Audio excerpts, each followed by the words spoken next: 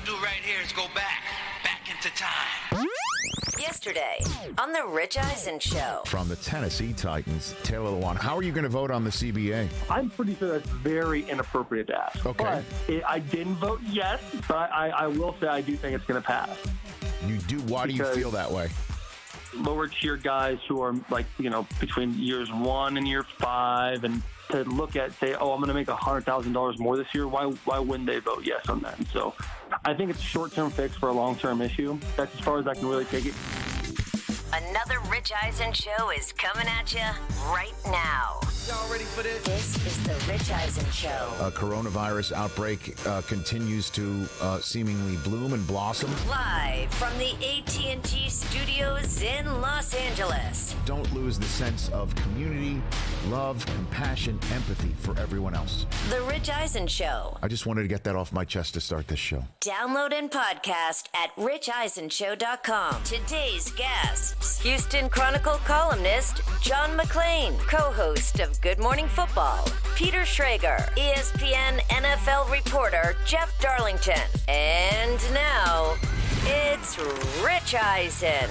Well, hey, everybody. Welcome to this edition of the Rich Eisen Show. We're live in rainy Los Angeles, California, where people just can't drive. I'll be very honest with you. Whenever it's raining, that's a very East Coast New Yorker thing of me to say, but we're all here trying to get through the raindrops here in Los Angeles, and we made it here to our studio. Jeff Darlington, John McClain, Peter Schrager. Going to be lots of football on our minds today, as there's a big week coming up next week, and some announcements that happened earlier today make it really equally, if not more intense. And the fact of the matter is that the Players Association is voting on a collective bargaining agreement.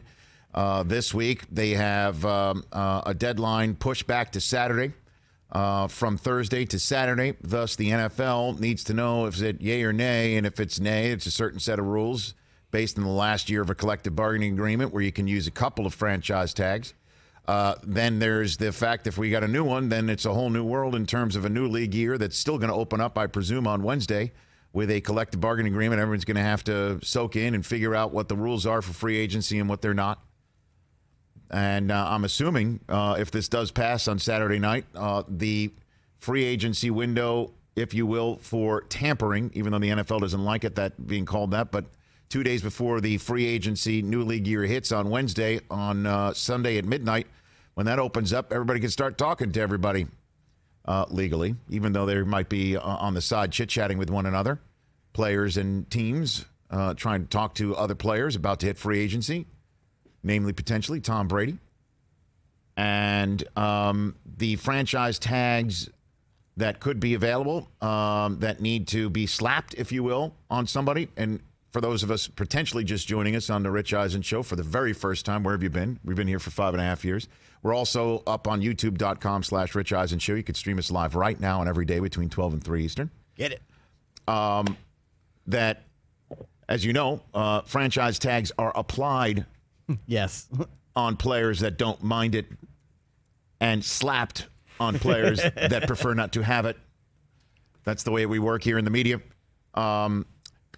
So that window has been pushed back to Sunday night. So basically, there's going to be a franchise tag window closing and then opening his free agency tampering period, and then the new league year 2 years after, and then preceded all by a collective bargaining agreement vote. So basically, Saturday all the way through to next Wednesday is going to be absolutely bonkers. Frenzy, as they call it on NFL Network, and I'll be hosting that coverage every single day, Monday through Wednesday next week. In the tampering window all the way up to the new league year from 4 to 7 Eastern every day. I'll be there doing Double Dip, Rich Eisen showing that every day next week. Now then, Jeff Darlington's going to join us. He's the one that first threw the Tennessee Titans in the ring as a favorite for the Tom Brady services. He did that last week. I'm wondering if that's changed at all. He said he would be surprised, shocked if he goes back to New England. I wonder how things stand right now, even though Tom Brady, through Charlie Weiss, told the world yesterday, I don't know anything. So if I don't know anything, how do you know anything? But Darlington definitely has his ear to the ground about what's being discussed, rumored, buzzed, certainly from the team front. How realistic are the 49ers for a destination for Tom Brady.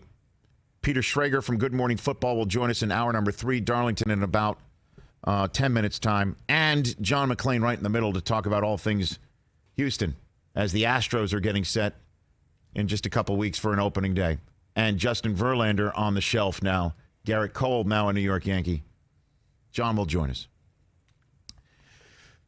Now, I know that shows like this are escapist for various reasons, and that is definitely a reason why I love to do this show. 100%. But this is real life.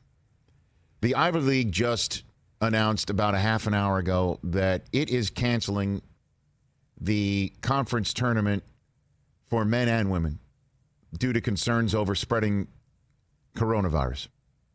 Yale, the regular season champ, was just named their conference champion, and the regular season champ will now go to the NCAA March Madness tournament that begins 1 week from Thursday. And I'm sure there are other schools in the Ivy League that are disappointed that they won't have an opportunity to go on that Cinderella run. Because as we all know, Ivy League usually doesn't get those at-large bids. They're usually a 1, maybe 2 bid conference. Maybe. On a very, very rare year. And I am excited about March Madness. Very. As usual. One of the highlights every year. When the brackets come out on Sunday, it is a festival in my house. By the way, Xander, my 11-year-old, asked me last night, after the 15th time I told him we were done talking, it's time for sleep, it's time for bed. He and Cooper, both, when they share the same room, wondered if we're going to do the NCAA March Madness tournament competition again, where they put their brackets in our challenge. And usually beat us. And I said, yes, we're going to do that. Even though we have, the three of us here, no earthly idea who has an opportunity to actually cut down these nuts, just like most of you at home. This season's been absolutely off the charts. Just pick a name out of the hat. But we're going to do that. And my kids are excited. And we're excited for March Madness. But I'll tell you this. I think the NCAA should go out and right now say that for the first round, no fans. No fans. Read up on anything you need to know about this coronavirus, folks. Read up on it. Just take the time at some point today, go to the internet and read up on it. From any source that is talking to a doctor that is expert on this subject, okay? Just go and take the time. Just do a couple articles. And you'll understand that, yes, this virus, for many of us, knock on whatever this is, won't kill us. But many of us, if unchecked, untested and unchecked, we are going to get it. And we may be asymptomatic. We may not have any symptoms of it, but we can sure spread it to somebody who is more vulnerable than us. And if everybody gets it at once, or many of us get it at once, and many of us require medical attention, it is going to cause major issues in this country. And one way to prevent this from happening, economically and stressing out our healthcare system, one way that it can be done to prevent this is to stay away from large crowds and keep large crowds from convening in a closed environment. It's really that simple. To give it a try. Europeans are doing it right now. Major football, soccer matches are being held in empty stadiums. And I know that the NBA and I know that the NHL, Major League Baseball, and what Major League Soccer all made announcements to close their locker rooms to the media. To me, that's a good first step. But to keep the media and the players separate in a locker room, but let's bring 20,000 people into an arena, that's fine.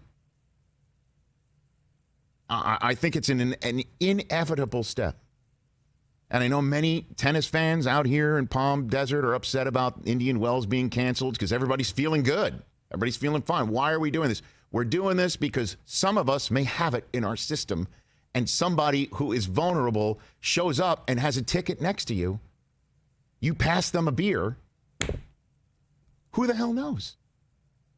So why aren't we taking these steps? And I'll ask Jeff Darlington. I know there's an owners meeting in the NFL in the state of, I think, in Florida coming up in a couple weeks. And the NFL says they're monitoring this. The draft is coming up in Vegas in 6 weeks. It's something to consider here until we know. And I don't think this is alarmist. Would you be upset as a fan?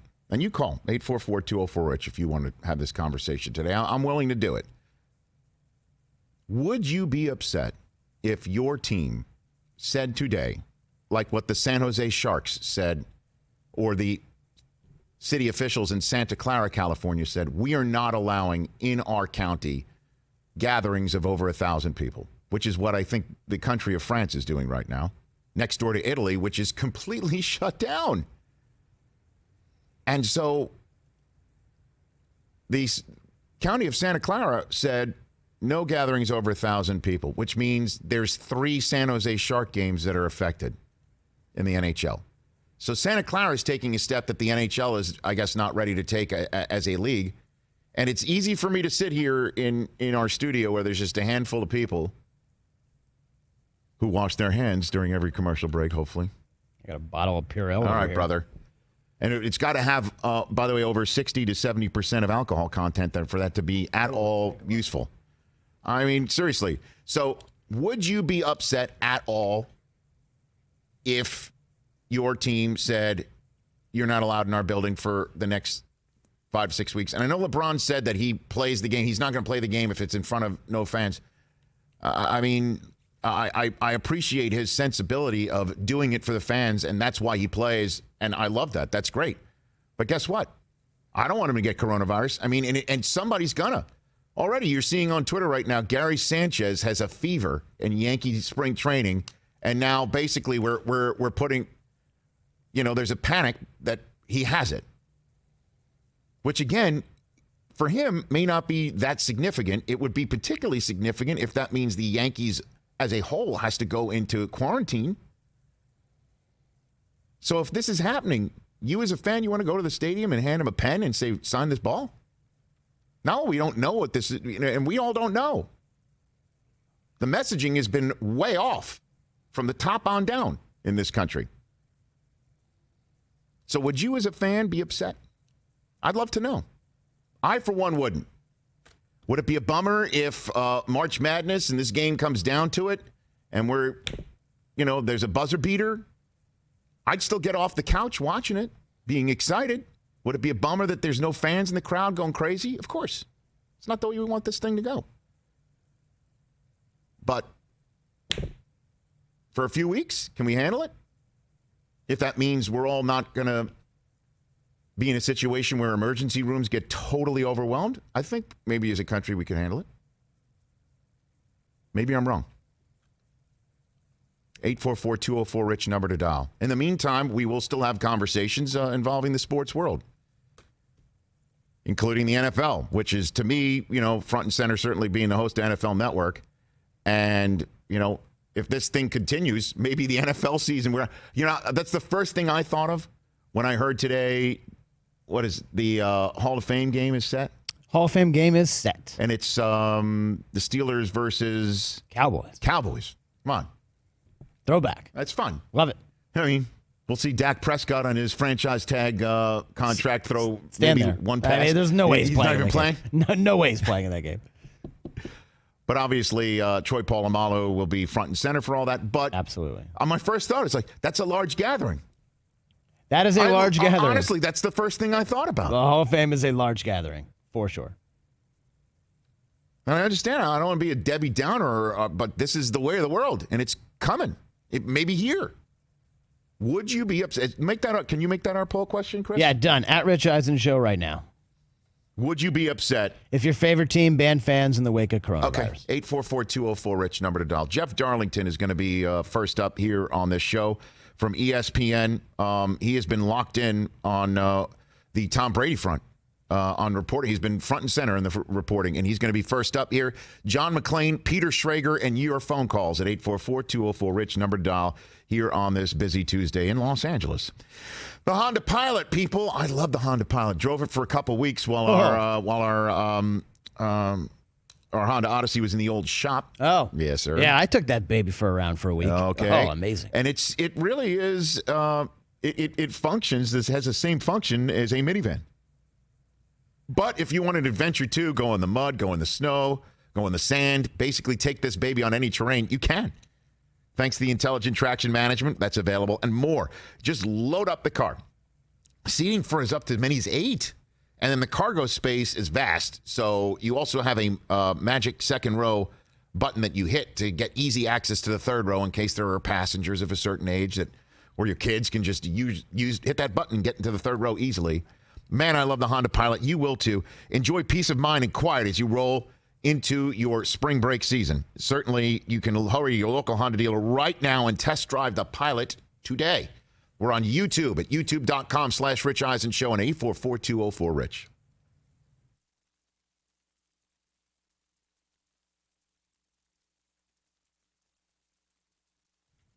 All right, we're back here. Phone lines are the old lit, as they say in the business. Yeah, hey, look, it is a conscious decision that I have when I wake up and go about the business of coming down here. And I take very seriously the role that a show is like, hey, you know what? You're hearing about coronavirus everywhere. It's everywhere. Schrager, when I went back and forth with him yesterday to be on the show, he's like, is everybody in Los Angeles as freaked about this as we are in New York City? And everybody is. I'd say yes, yeah. And, I go back and forth about if I talk about it, do I, with this microphone right here and our YouTube feed and our Twitter feed and our social media feed, do I feed into that? I don't know. I mean, yes and no. Yes and no. So do I talk about it or not? And it's now in the same way that, one day the climate controls conversation, maybe, on the Xander Eisen show or the Cooper Eisen show or the Taylor Eisen show. Sure. That'll be a source of conversation. I think the coronavirus has crossed over into sports now, so we're kind of forced to talk about it. Like conference turn, like the so-called fifth major in tennis canceled. Ivy League conference tournament. 3 San Jose Shark games. The leagues have joined together and released a statement to ban reporters from the locker room. Would you go, would you go to the Mariners home opener? Right? I mean, would you want to go? I mean, sit behind home plate and get a good seat. So that's why I'm like doing this. Yeah. It's crossed over, so we're, I know. Don just said the show's an escape, and I know. I mean, so it is, but the stuff that's on my mind right now, and we will jump into the escape wormhole with Darlington and McClain and Schrager. Although I do want to know from these guys, I know the NFL came out and said that the draft is still on as planned. That's in 6 weeks. Yeah, we just got credential request forms. Is that right? Yeah. So we'll be there. We'll be there. You're coming with me? I'm coming.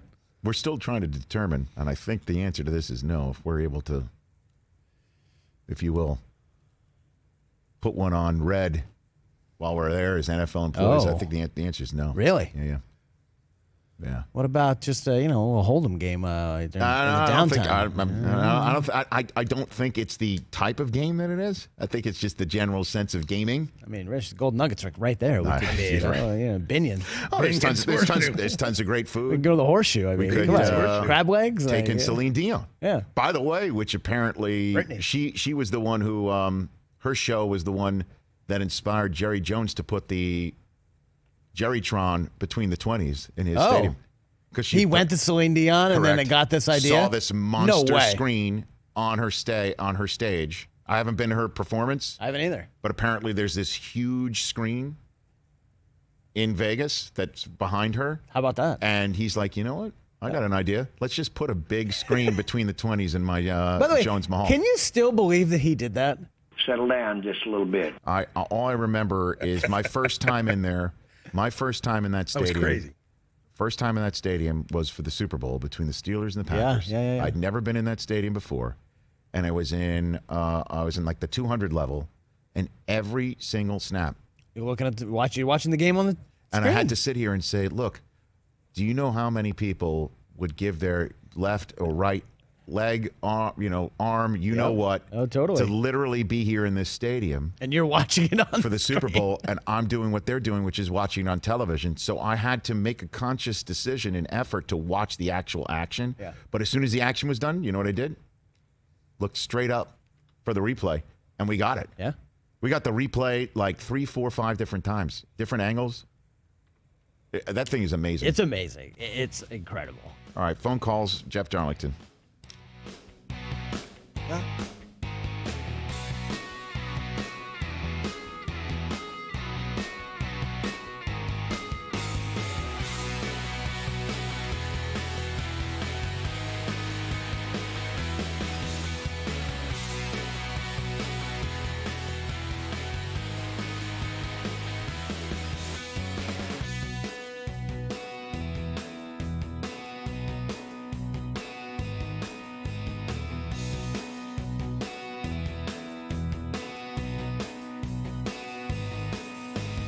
Welcome back to the Rich Eisen Show. There is also one piece of NFL news that I did not mention at the top of the hour that is significant. The retirement of Marshall Yanda of the Baltimore Ravens. Yes.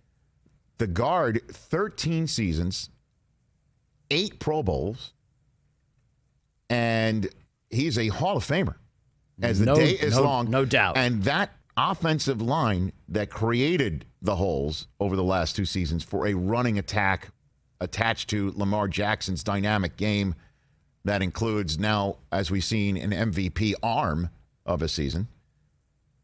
His departure is significant for the Ravens. A huge loss, to say the least. Now, they could have been seeing this coming and have plans for it, but whoever's replacing Marshall Yanda will not have a Marshall Yanda type game. That's similar to Rodgers replacing Favre. It really would be for an offensive lineman.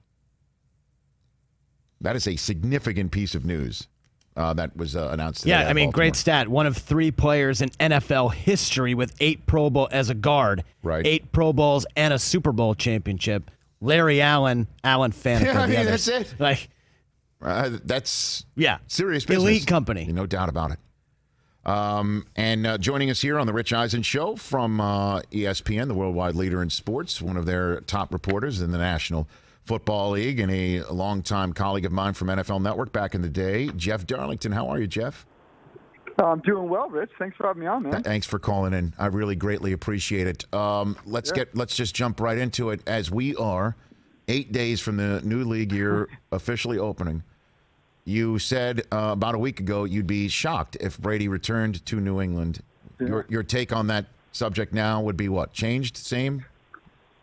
Same. Yeah, same. I continue to sort of maintain what I had said there in terms of, yes, I would be very surprised if Tom goes back to New England based on a number of conversations that I've had. And one of the things that I had mentioned in that segment on Get Up when I had said that I would, in fact, be stunned, which was not much different than what I had said previously in terms of just it being much more likely than not that he goes elsewhere. But what's interesting about it is I recognize that all of us have a tough time digesting that likelihood, including the people closest to Tom. The people around Tom even wonder what happens when he ends up in that office with Bill Belichick. And Belichick, should Belichick decide to do whatever it takes to convince Tom to stay, what happens? What does Tom do and decide in that moment? But based on the conversations that I've had, Tom is the one that is looking at free agency and excited about it. No, so yeah, that's where we stand right now. So that's okay. That's the reason why you're placing your, if you will, well-sourced postulation. Let's put it that way, or instead of saying bet on Brady not being back, or have you heard essentially he's just done? He's just flat out done, as opposed to having potential wanderlust. No, I mean, I think that I don't want to shut the door completely on it to say he's flat out done, because, like I said, I mean, everybody wonders what happens when he goes in there. But I know that he is very excited about entering free agency, that he is looking at this beyond just, I think one of the things that people assume is that this is strictly because he's just over Bill Belichick, when there's another side to it, another component, and that is that Tom Brady is looking toward free agency as another adventure, a way to reinvigorate himself, a way to sort of face another challenge. So it's not merely about running away from something as much as it is also about chasing after something new. And I think when you put those two things together, you've got a guy who is looking at opportunities that exist out there and saying, man, that's something that I'd like to be a part of. Well, I'm sure you heard Charlie Weiss go on, I think it was our friend Golick and Wingo's program saying, Tom told me to tell the world he doesn't know, so nobody else knows. What'd you make of that one? I do believe, another thing that I've said along the way is that, I believe that Tom does not know what he's doing next in terms of he's been throwing a very wide net. I mean, he's been not simply saying, it's either the Titans or the Patriots, or I go back to the Patriots. It's either the Chargers or I go back to the Patriots. He is considering a lot of different things, but to the point that nobody knows anything, I would probably disagree with that to a degree. I mean, I feel pretty comfortable with the things that I've said so far. Jeff Darlington from ESPN joining me here on the Rich Eisen Show. So then now handicap it for me then. Where do you think 8 days from now the chances of him going to a different team, and where? So I think that there's a number of teams that are, first of all, as of last week, as of probably 4 or 5 days ago, I had spoken to executives with 8 different teams that were showing at least varying degrees of interest. Now, to go down each team and say what degree of interest, I don't know that that's the right thing to do at this point, but I would say that there's a number of teams that would sign him right now, pen to paper. And whether Tom then considers those teams to be the teams that he's willing to marry, that becomes what I think happens in the next week. To answer your question in terms of handicapping, I still think that I know that people are saying that the Titans feel like they're, not the spot for him, that they're not as interested in him.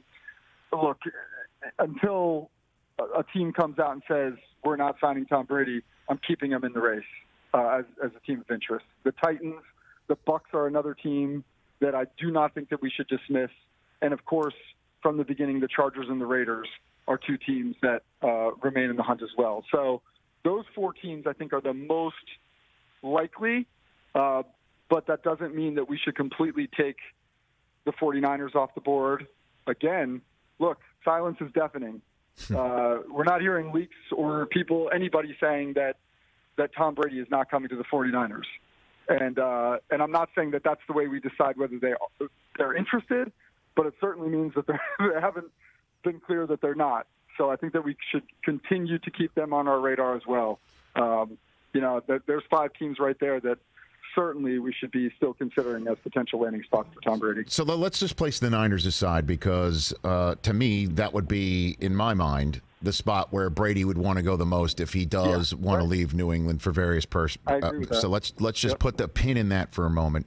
Let's just say it is the Titans raising their hands, and the Bucks and Bruce Arians and Gruden and the Raiders and the Chargers here in Los Angeles. And Brady looks and he goes, okay, I need to uproot my family, period. He's got to uproot his family to all these 4 places. 2 of them are in Mahomes' division. Okay. Right. One of them may or may not have Derrick Henry. I'm assuming they will keep him if I sign some sort of friendly deal. And another one is in Tampa, state taxes. That'll be nice. That they don't have to have. I'm serious, but I mean they were particularly far away. Like that is not my shot. As much as I love the no risk it, no biscuit, and how we could potentially put a team together. And man, do I love Evans, and I see Godwin, and I saw what they did last year with Jameis. I could definitely cut those interceptions by 90% and let's go. But they seem to be far away. Don't you think that those 4, if those are the 4 that raise their hand, that would make New England more attractive in your mind, Jeff? I don't think so. I think when we do look at, so first of all, you're right. The Titans are definitely more interesting. In fact, to a degree that is probably hard to get past. with Derrick Henry than without him. But if they do have Derrick Henry, they're a team that got to the AFC Championship game despite a terrible start to the season. So hard to call them anything but a contender entering 2020, especially with Tom Brady. So the Bucs, I actually look at that team toward the end of the season and look at what their defense was able to do. I think that they definitely would need to make strides on the offensive line, especially if they sign Brady. They've got to change a little bit of the way they play if they bring in Brady, because Bruce Arians generally will get his quarterbacks killed. God bless the guy. I adore him. But, you've got to protect Brady better if he's going to go there. But otherwise, they do check off a lot of the boxes that I think Brady would be looking for, even though I know people have a tough time thinking that Brady would look at a place like Tampa, not exactly a place just, rich in history in terms of the NFL. But I don't know that is as important as maybe we project it to be. So those two teams, I think, are probably more attractive than we realize. And then the Chargers certainly being in Los Angeles is something that the tough thing for me with the Chargers that I continue to not be able to get past is that they moved on from Phillip Rivers in part because Anthony Lynn wants a more mobile quarterback with better escapability and all those things that maybe someone like Tua brings to the table. I find myself not being able to get past that, despite the fact that I continue to hear that the Chargers are most certainly interested in signing Brady. Well, the reason for that is, Jeff, for just interject, sitting out here in Los Angeles, Jeff Darlington of ESPN joining me here, and then we can continue on, that over the last 24, 48 hours, it is possible, again, this is an opportunity where Brady may come here to Los Angeles and play football. That is very apparent to all the Los Angeles NFL fans here. The conversation is, and here in Los Angeles about the football scene is that leaked logo that the Rams might be putting on their caps and all of their uniforms, is that what we're seeing online? Really? The Los Angeles Rams new logo? Like, for real? Like, that has been the conversation. Not like, is Brady really coming here?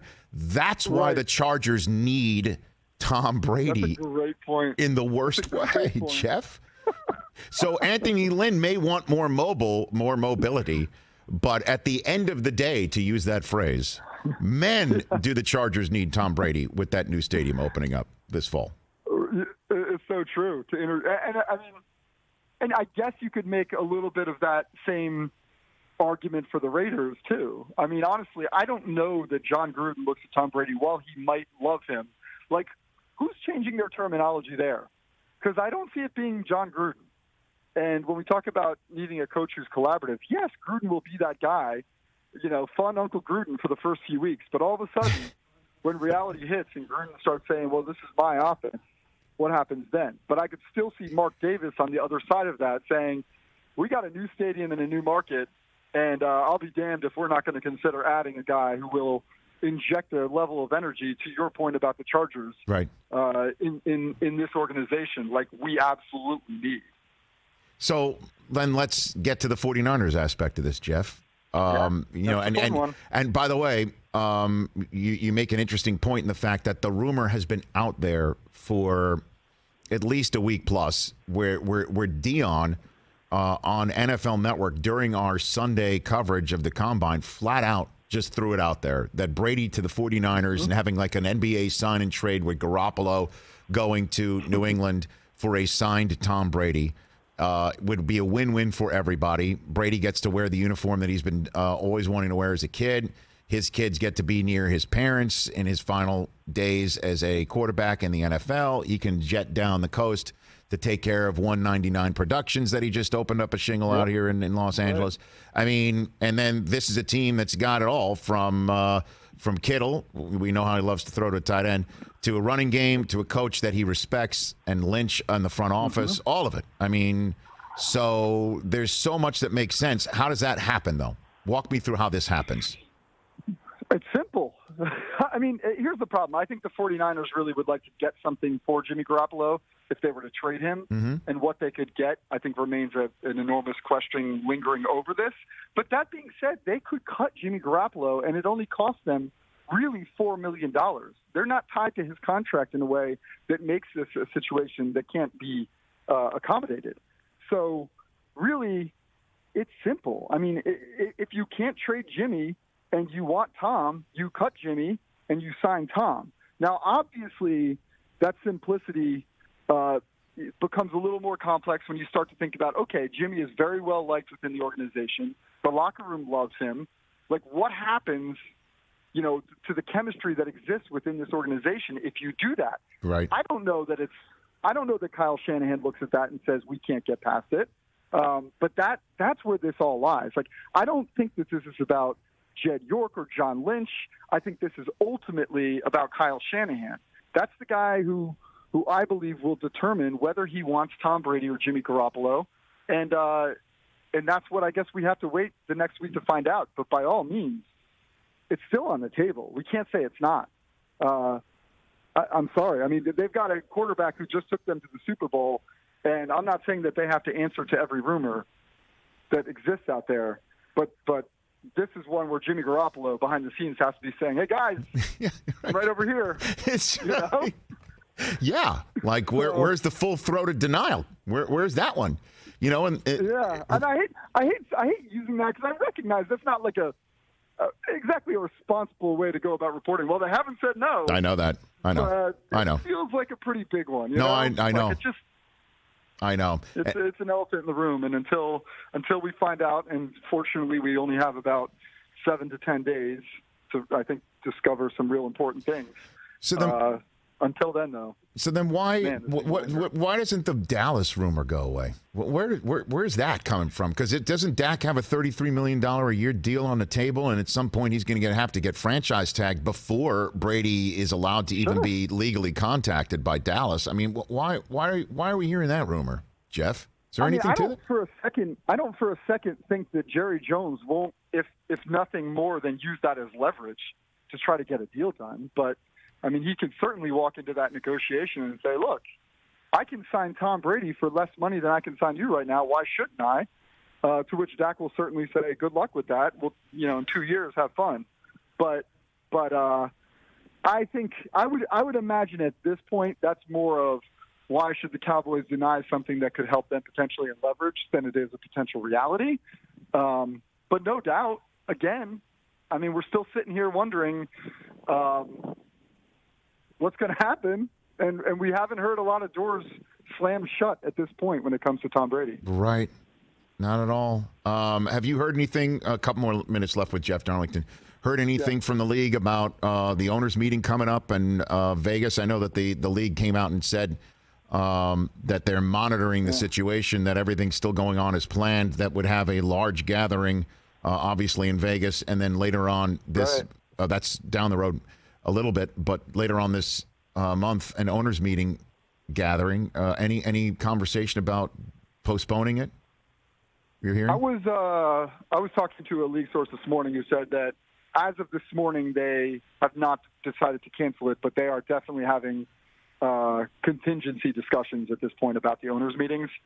So where that heads, we'll have to wait and see. But certainly assembling 32 billionaires, many of whom are in an older demographic, I can't imagine that they're ultimately thrilled about the idea of being thrust into a group of, what do you call us, reporters? Yeah. I don't know if our hygiene is our best strong suit. I mean, I'm certainly sure that this will be a conversation that, in all seriousness, that's a lighthearted joke, but in all seriousness, I mean, this is definitely going to be a conversation the league has. I know they're having it about the owners' meetings, and I can't imagine that they'll avoid it completely when it comes to the draft. But for now, based on my conversation this morning, no plans to cancel the owners' meetings, but discussions certainly about contingency plans. Well, I mean, there could be some telecommuting that takes place. We could set all that stuff up if votes have to happen. Sure. I understand all the other fanfare that members of the NFL community always enjoy getting together. And certainly the media buzz that comes from that is significant. But that's something that, as you're saying, is under consideration right now by the NFL. When we see that locker rooms across the other sports leagues are being shut down to anybody other than essential players and personnel, right? I could certainly see something like this that is seemingly non-essential despite its obvious importance to league matters. I could see that, that being something that the NFL says, really, guys, we're not going to take a chance here. So we'll have to wait and see on that one for sure. Okay, last one for you. Give me a wild card in the Brady race that we're not talking about. Give me somebody to keep an eye on. Drop one. My gosh. Drop me a Darlington bomb out the door is basically what I'm saying. What do you got? What'd you say? Drop me a Darlington bomb out the door. I think this is where my connection starts to go bad, right? That's it.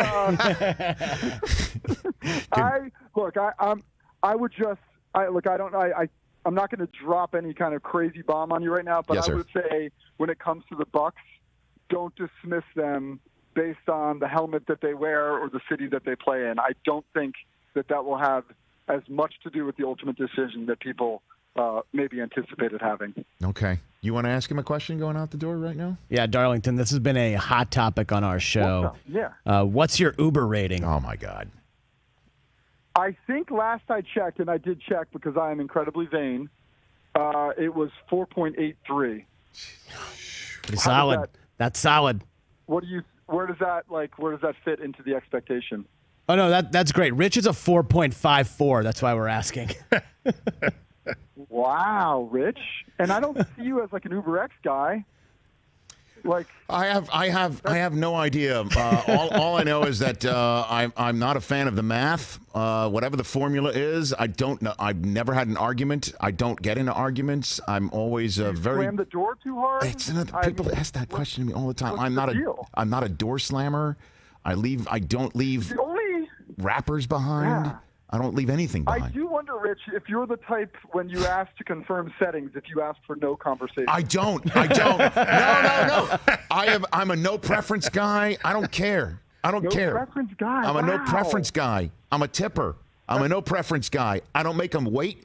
But I don't talk very often. I'm on the phone a lot. No, that's I am on the fine. phone You a shouldn't lot. be expected to talk. Well, any Uber that declines you because of a 4.5 rating is just missing out. They're missing. They're missing out. They Yes, don't know what they're passing they're up on. missing out on my passenger experience. Thank you, Jeff. I appreciate it. Thanks for the call. We'll chat soon. Thanks, Rich. You got it. That's a man who's on top of it all. There's Jeff Darlington from ESPN. Oh, man. There's a man who I do believe just came up with a new pilot of a Frank Caliendo comedy, Fun Uncle Gruden. Fun Uncle Gruden. Fun Uncle. By the way, That made me watch. I would tune in to watch. Frank Caliendo For sure. Hard-nosed ball coach by night, by day, fun Uncle Gruden at night, and he comes home. Let me tell you something, man. Who wants to play dog bingo with Dad, Fun Uncle Gruden, huh? We're going to Dave and Buster's, man. Knock on wood if you're with me. We'll take a break in your phone calls, 844-204-RICH, when we come back here on this radio station and youtube.com/Rich Eisen Show.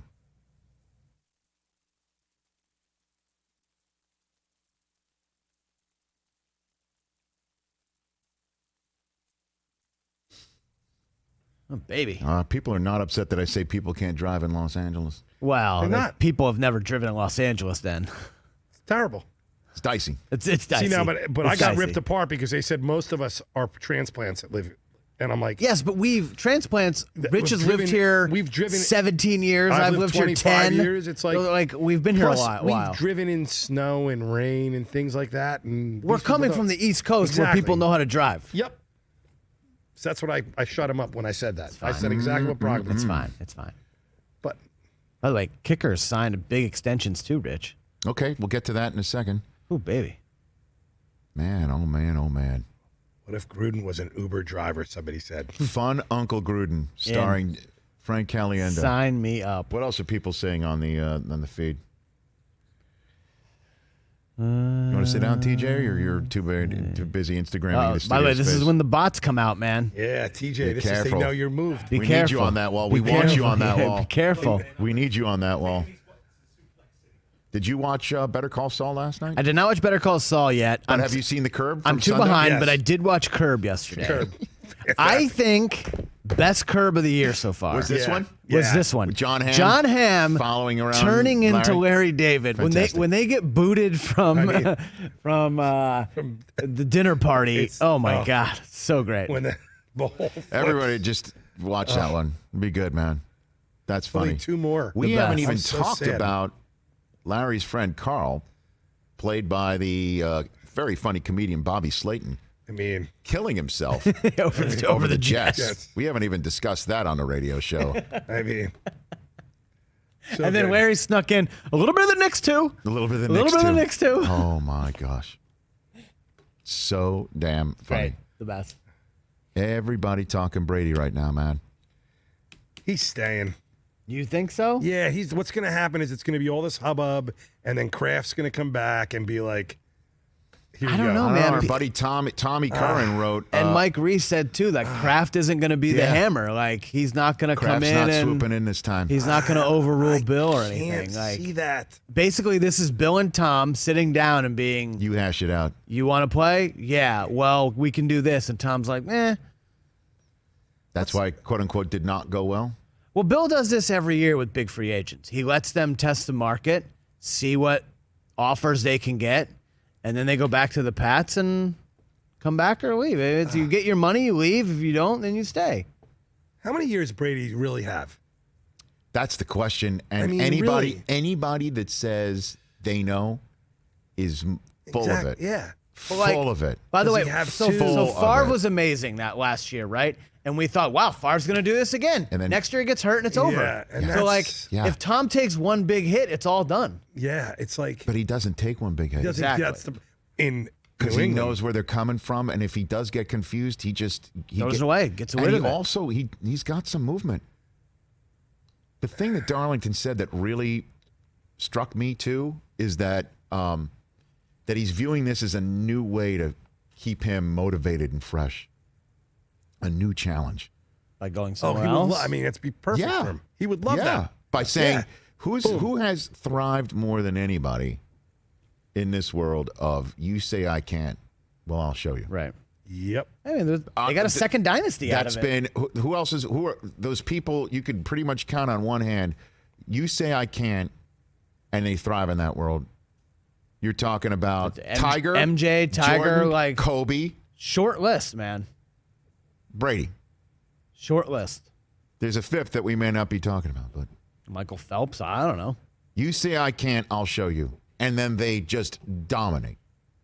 He threw for 4,000 yards last year. Yeah, I know. Like- and he didn't have anybody exactly. to And he throw didn't to. have He was throwing to us. Exactly. Everyone was hurt. Yeah. He's dumping it off to James White half the time to save his own life.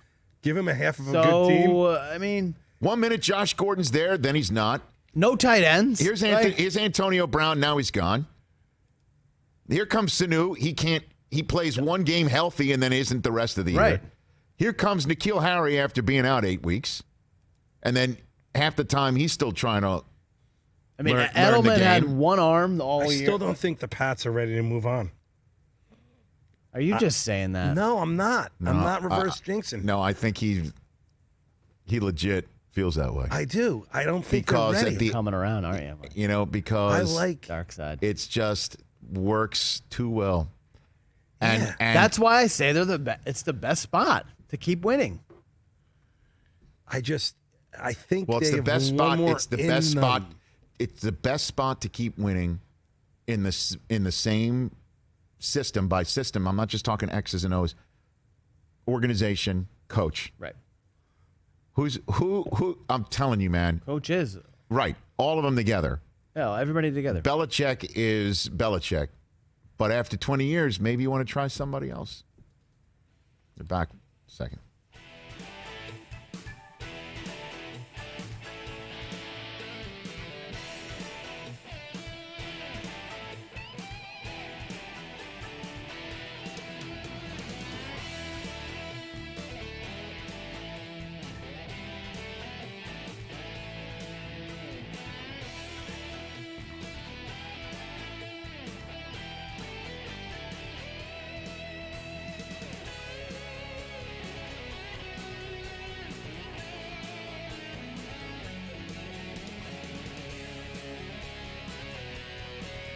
Welcome back to the Rich Eisen Show. Let's check on our poll question brought to you by Capital One, which has reimagined banking by offering savings and checking accounts with no fees or minimums, one of the nation's best savings rates. Capital One, what's in your wallet? Christopher, what do we have over there so far? All right, so far, would you guys be upset if your favorite team banned fans in the wake of the coronavirus? Right now, 57% say no.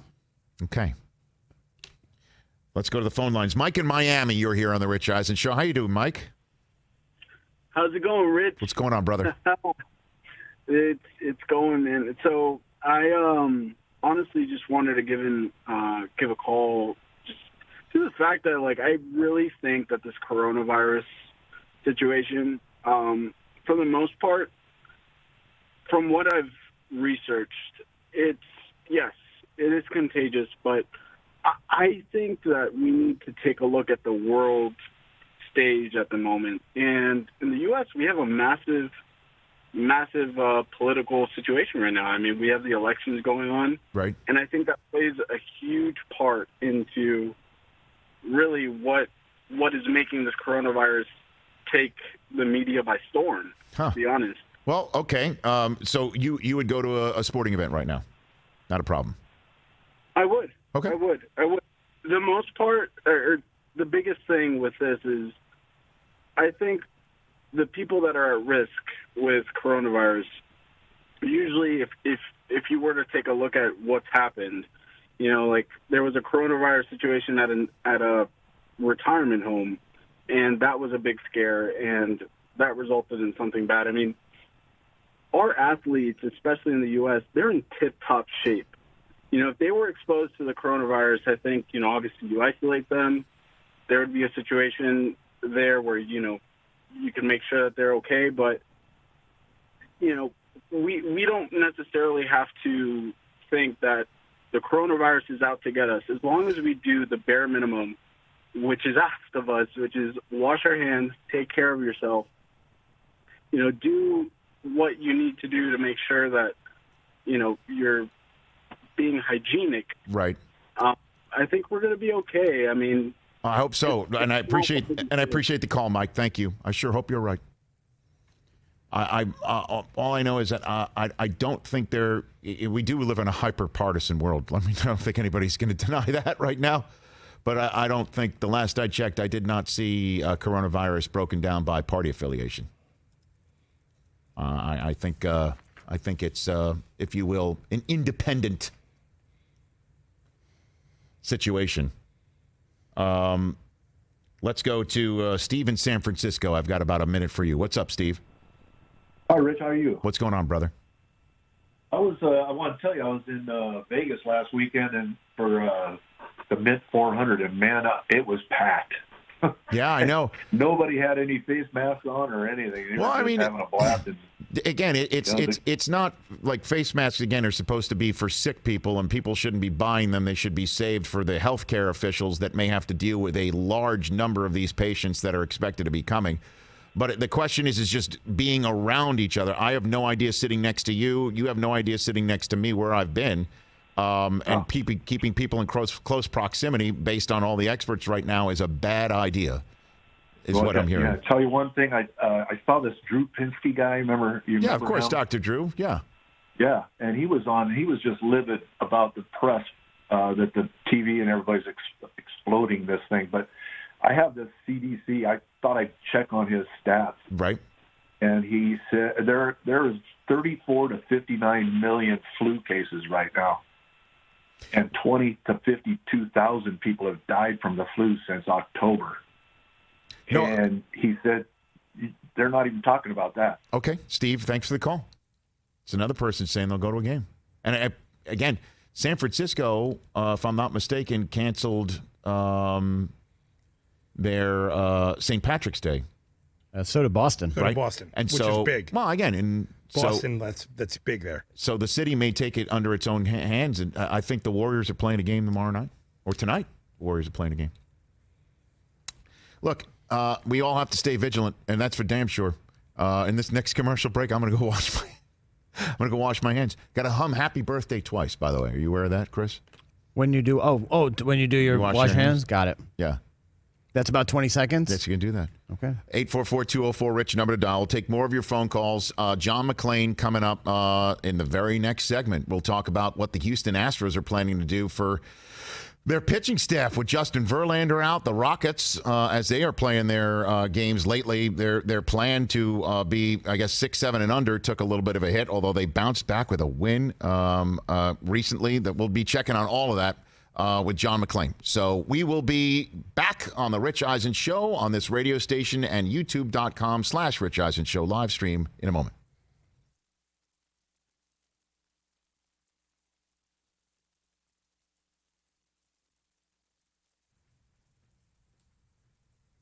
All right, everybody. Which one are we doing here, Don? I haven't looked at... yes. We had fun here on our show. This was a few years ago when Nick Saban was lamenting the torn-up jeans that he saw, I guess, a bunch of millennials wear around him. Like walking around campus and or something? he just had some sort of soliloquy at his podium, wondering, how do we get here? To the point where people are walking around with torn-up jeans, holes in them. And I said it sounded like a country music song. Oh, yeah. So we put that to a country music song, right? But Trace Adkins, an actual country music star, came in here, and this is what happened.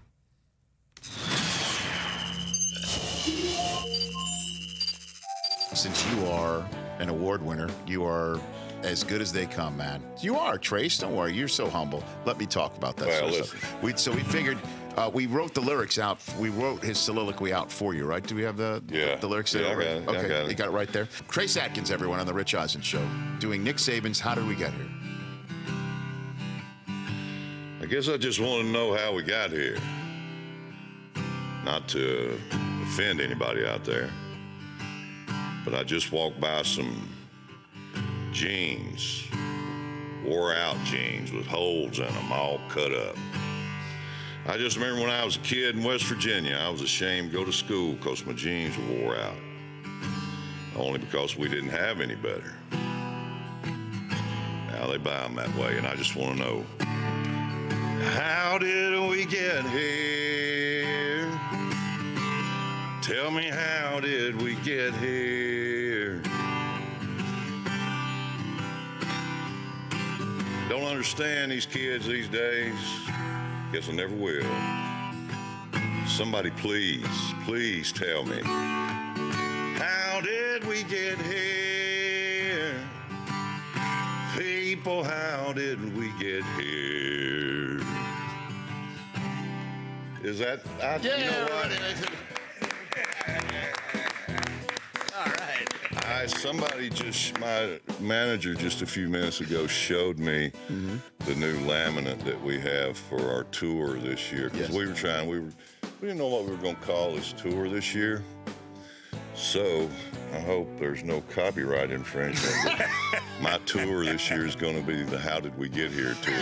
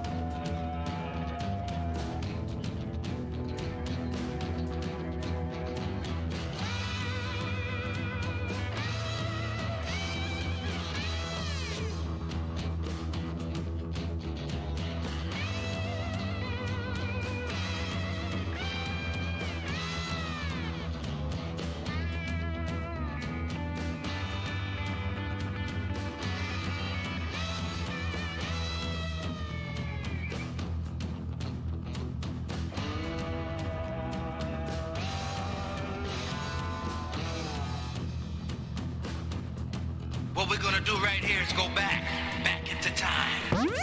Yesterday on the Rich Eisen Show. From the Tennessee Titans, Taylor Lewan. How are you going to vote on the CBA? I'm pretty sure that's very inappropriate to ask. Okay. But I didn't vote yes, but I will say I do think it's going to pass. You do? Why do you feel that way? Lower tier guys who are between years 1 and year 5, and to look at say, oh, I'm going to make $100,000 more this year. Why wouldn't they vote yes on that? And so I think it's a short-term fix for a long-term issue. That's as far as I can really take it.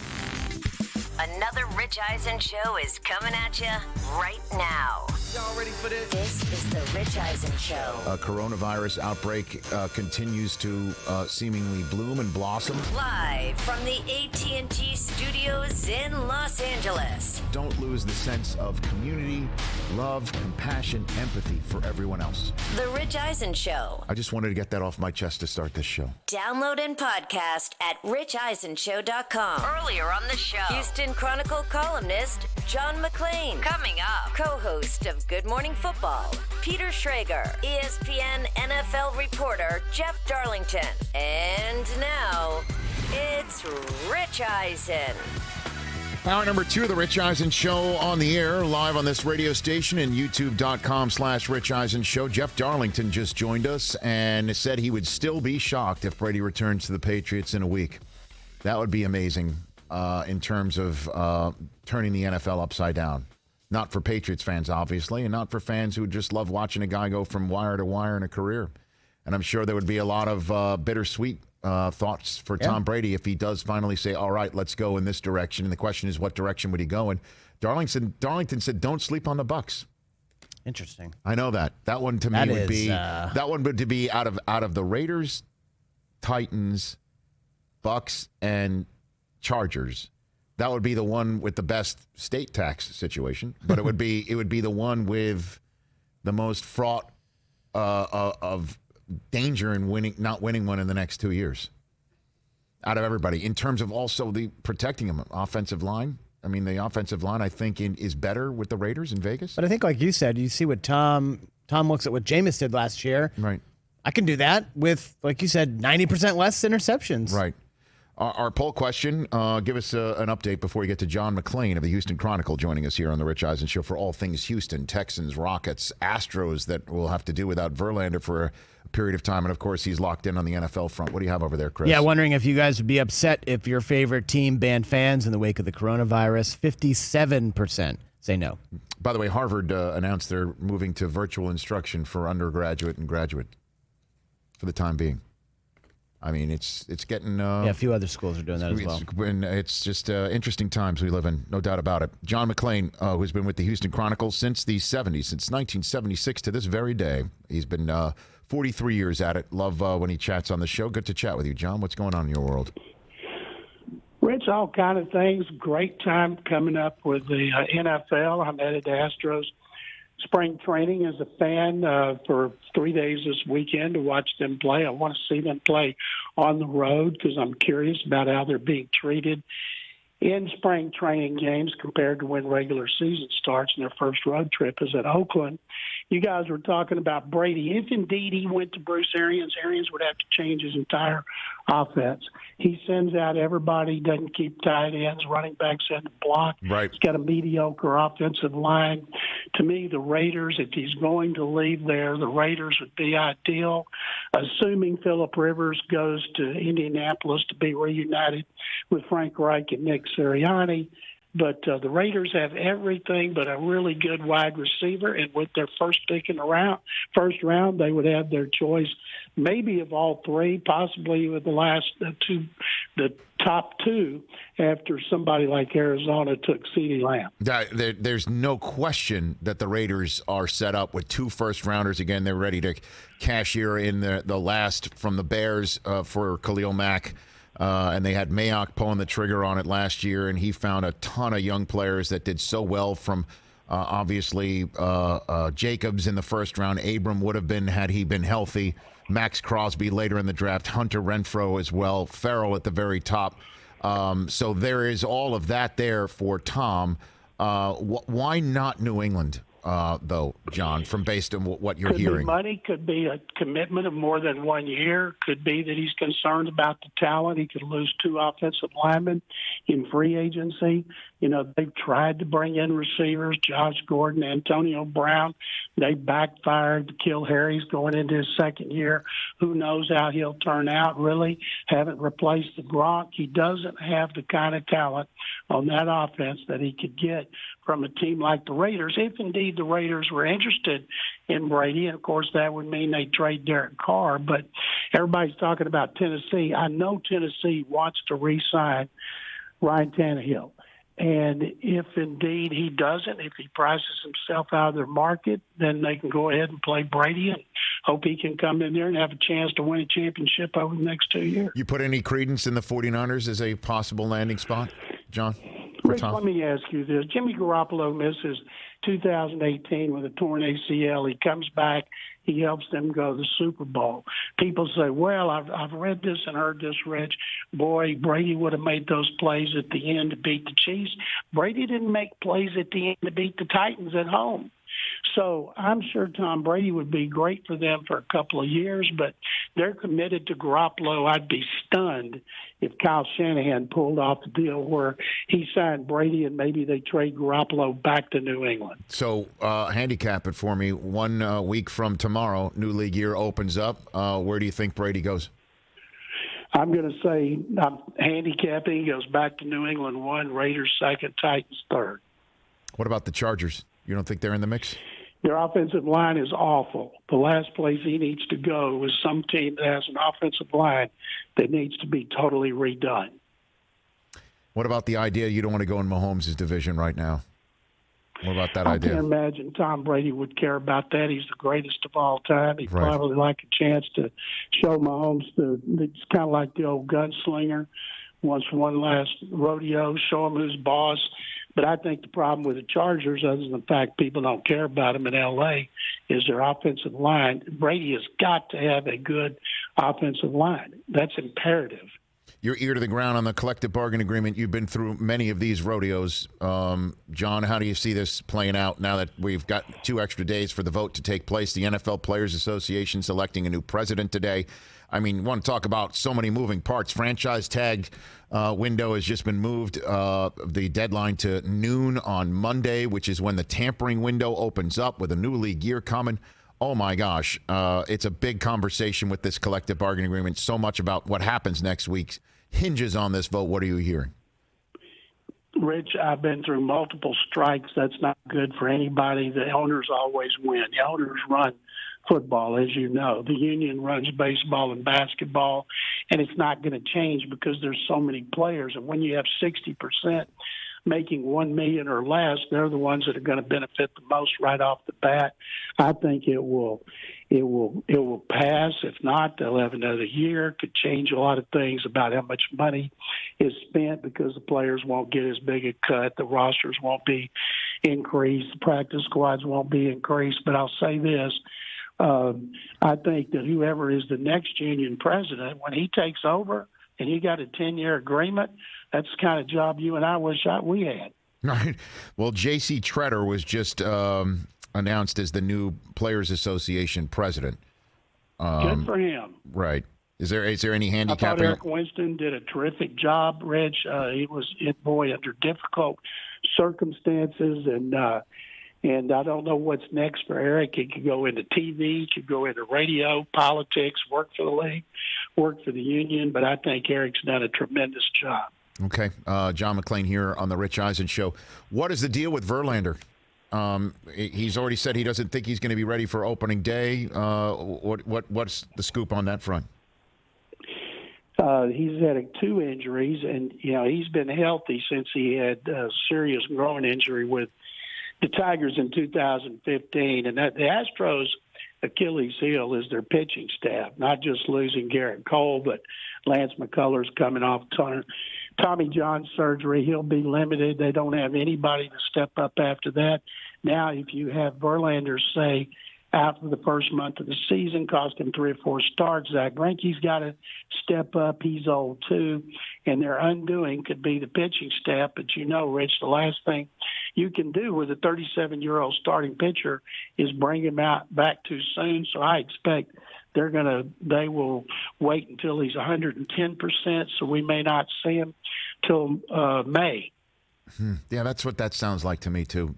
When you're talking about cold weather where you might go, I mean, you mentioned the first road trip is in the Bay Area in Oakland. I mean, what the coldest winter I ever spent was a summer in San Francisco, right? Could you imagine what it is in April? That's what WC Phil said. You know what I mean? Like, so that's the whole. Why not just sit somebody till then? The concept that I hear from so many fans, John, is that the cheating scandal won't go away anytime soon, and you wanted to know what their reaction is going to be on the road. It's going to be quite something when their first road trip is in Oakland and also here in Southern California with the Angels fans, no doubt ready to hoot and holler. That so many fans are saying that this cheating scandal won't go away because the Astros have not been sufficiently remorseful. I place that in the hands of somebody who's been there since day one watching this whole thing unfold. I see people like A-Rod saying that, and I'm saying, what planet have you been on? Their first spring training day, they had that awful news conference with owner Jim McClain. It was terrible. But after that, they let the media come into the locker room, and player after player stepped up and said, yes, we did, we're sorry. And then they told them after that, you're not talking about it anymore. And so I don't know what else people want unless it's blood, but yes, it's not going away. I'm going up to the Rangers' new ballpark and watch them there because that's their biggest rival. And there'll be a lot of Astros fans there too. So I expect if fans I'm sorry they don't go to New York play the Yankees till late in the season. I know, yeah. I'm sorry they're not playing at the Dodgers, but the All-Star game is in Dodger Stadium. Can you imagine the greeting the Astros will get? So the fans are the ones, and the media, of course, that won't let it die for at least a season. Well, I mean, we're still waiting on what the Red Sox may or may not have done the year after, and then just the question is, you see enough online, John, with the trash can banging and the whistling and the hand clapping potentially about what did happen in the postseason. That's just going to be another thing that's lingering out there at some point. What did happen, and against whom specifically, for us to try and determine just how valuable this plan was that they had with the trash can banging and the sign stealing? I'll say this, Rich. People believe Manfred's investigation that they cheated in 2017, but they don't believe his investigation that they did not in 2019 when they lost 4 World Series games at home, including the 7th one. And people are going to believe what they're going to believe. I can't wait to see how the Astros handle it mentally. You know, they need to have a psychiatrist sitting on the bench, I believe, so after every at-bat they can go in there and get some guidance. But, you know, it's going to be something that we've never seen, unprecedented, and that's why it's going to be so exciting and interesting. And, I mean, they used to have a psychologist or psychiatrist or somebody who knew that, and A.J. Hinch sitting there on the bench. I mean, that's part of his, his education coming into being a manager. How is Dusty handling all this so far? Dusty Baker, as you can imagine, Rich, you know, he's been tremendous. He's just what they needed. Steady hand on the rudder, and he doesn't dodge anything. He confronts everything head on. I think hiring Dusty Baker will be their best free agent move of the offseason. I hope he does well enough to have that second-year option picked up. A couple more minutes left with John McClain, been with the Houston Chronicle since 1976, finger on the pulse of Houston sports. Are the Rockets having second thoughts on trading Capella and going on, I guess, this 6, 7, and under plan so far? Rich, I was hoping I could get away where you wouldn't bring up the Rockets, where everything's even more negative. Lost 4 in a row. They went to Boston. They had a great game to beat the Celtics, and then they've just fallen flat. They're getting blown out. It looked like they quit in their last game against Orlando, and people here are baffled. They're angry. The small ball that was working so well is not working, and Mike D'Antoni's kind of at the end of his rope. James Harden's not playing well, and Russell Westbrook is. So they got too much talent not to get it together, but truthfully, once they get in the playoffs, I don't see this style working much past maybe the first round right now. They look like if they keep playing like this, they won't even get in the playoffs. Were you surprised that Bill O'Brien gave up the play calling a couple weeks ago? Stunned.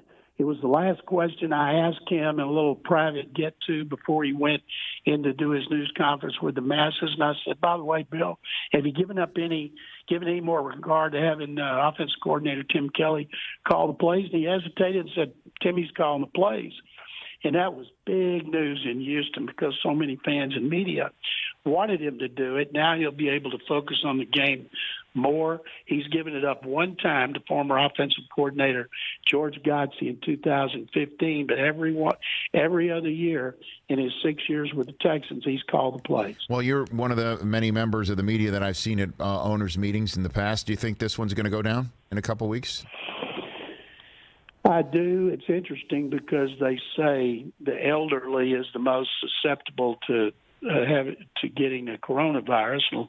Most of the owners are elderly. I'm elderly, and so I'm going. I think they'll pull it off. Maybe they'll make it stand 6 feet from them, like they're talking about in baseball, basketball, and soccer and hockey. But it's unprecedented times for us, Rich. We got to roll with the punches. We can't worry about each of us individually. We got to worry about what's good for the masses, and I don't mind the inconvenience at all. What about the idea of not letting members of the media in the locker room? You've obviously been in locker rooms for over 40 years. Do you think that this is going to stay put from now on and be used as, if you will, an excuse or a cudgel to keep media out of the locker room? John, or what? What do you think? I think they'll do it now, and it'd be hard to complain about it if they think it's better. But on the other hand, you can't let any sponsors come in there. You can't let any fans come in there. And so if it's just a player sanctuary, keep everybody out, including the media. Hey, we got to roll with those punches, Rich. John, thanks for the time. Always love our chats. You be well, okay? Rich, you too. Thank you very much, as always. Right back at you. That's John McClain. Knows everything about everything. It's just been amazing over the last few years how the Houston sports scene has kind of become the nexus of so much going on. No doubt about it. He didn't want me to bring up the Rockets. It went so well, and now the bottom's falling out a little bit. How about the Nuggets knocking off the Bucks? No Giannis, but still, that's a big win for Denver. Just when you just take a look at it, the Raptors are 6 out. They're not going to catch them. Now, the C's are in a free fall, too, right now. We've lost 4 to 5. Yeah, you're going to end up taking on the Sixers, right, maybe? Yeah. Oh, boy. Which they haven't had a great year, but that's a bad matchup for us. That's also the matchup, Eastern Conference playoff matchup of my youth. Sixers, Celtics, yeah, in the 80s. Those were just that iconic photo Brooks. of Bird and Dr. J at each other's throats. Donnie Brooks. I loved them. 844-204-RICH, number to dial. We'll take your calls and piece together everything that we've heard from McClain and Darlington prior to Peter Schrager on the Tom Brady front. And just perchance to dream of the craziest scenario. I've got one for next week for Tom Brady. Okay. The craziest scenario that nobody's mentioned because Brady hasn't breathed a word in this direction. I mean, he hasn't said anything. Well, I mean, he's said enough that he's taken this off the table in our minds. That's next on the Rich Eisen Show. The Honda Passport. Spring's a great time to get outdoors, as we all know, and many people will be taking road trips over the next couple weeks. I know that's what we're talking about in our household. Yeah, buddy. Big plans this spring. Why not go and hop in your Honda and go for a ride? The Passport in particular, seating for up to 8 premium features throughout, one-touch second row seats for easy access to the third row.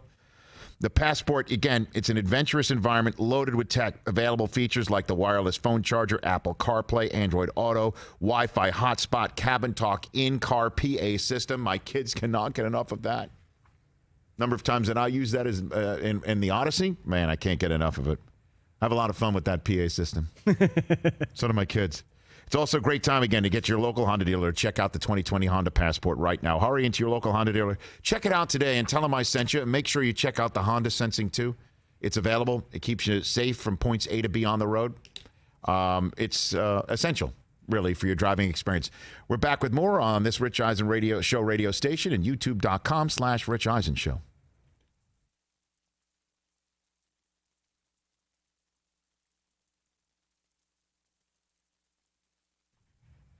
TJ, come on over here, sir. Come on over here. I do believe, did I not notice in the middle of that conversation? Here comes Rich Eisen Show, social media grandmaster. I enjoyed that recent tweet, was it? Wondering what a grandmaster was? Oh, yeah, and I broke it down to them. Okay, there you go.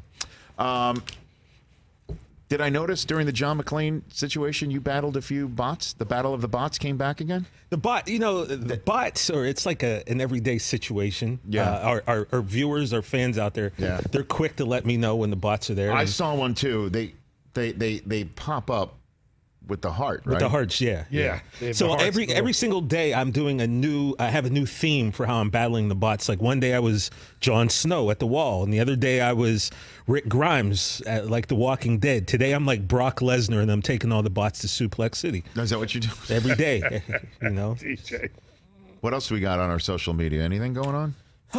Just a lot of people I think were exposed to John McClain for the first time. Is that right? Right now, and a few guys, and I said John McClain's a treasure, and a few of them agreed, and they were like they wanted to follow him on Twitter. I'm not even sure if he has a Twitter. He does. It's at McClain _on_NFL. And by the way, for anybody who wants to follow him, he's not only locked in on the NFL, he's locked in on all things Houston, as you heard. He's also he is a liberal retweeter. He is a big retweeter. Okay, so any mention that he gets, boom, auto retweet. He is a very, very light touch on the retweet, which makes him a friendly social media. By the way, social media, and one of the nicest people we've ever met. He's incredible. And it took me a while to interview him and to figure it out because he's quick. He talks in short sound bites and he'll finish his sentence. But he knows everything. Been around the block, man. I mean, he's been doing this 40 years. Darlington's like, don't sleep on the Bucks. He's like, absolutely, you can fall asleep on the Bucks. That they send everybody out. They don't bring anybody. They don't, leave tight ends in. Everybody goes out on the route to create the issues downfield, matchup problems for the defense. No risk it, no biscuit. Go for it. Yeah, Brady needs blockers.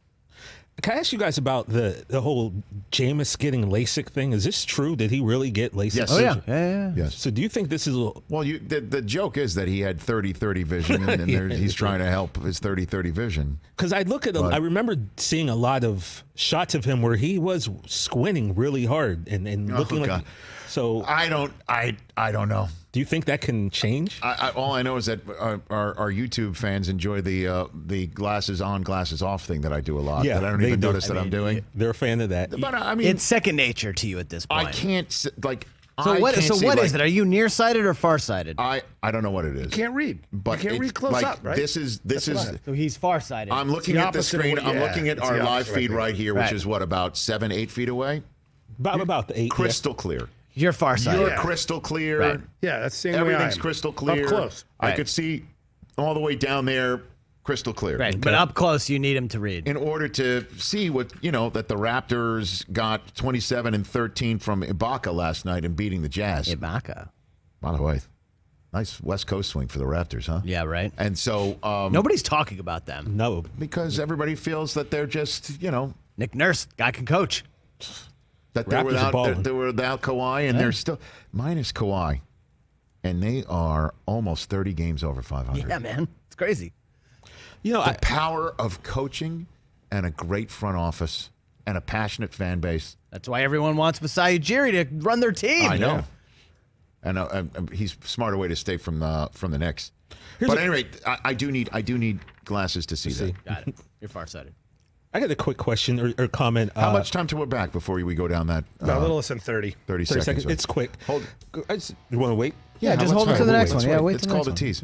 Now you have to get up, though. I got it. Yeah. You must leave.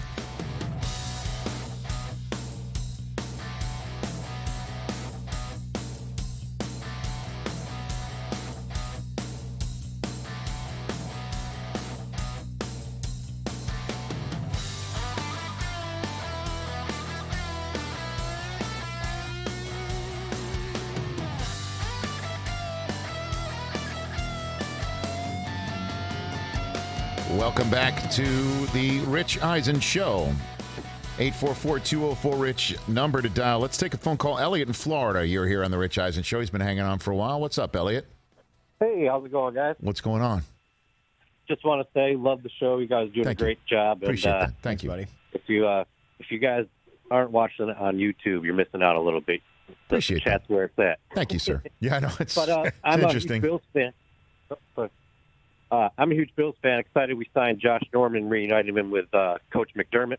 And I was just curious what you think about that, and if it's a good move for Buffalo. And regardless if Tom Brady leaves, I think the Bills are going to run the AFC East. I want to know if you think I'm crazy. I don't think you're too far off, man.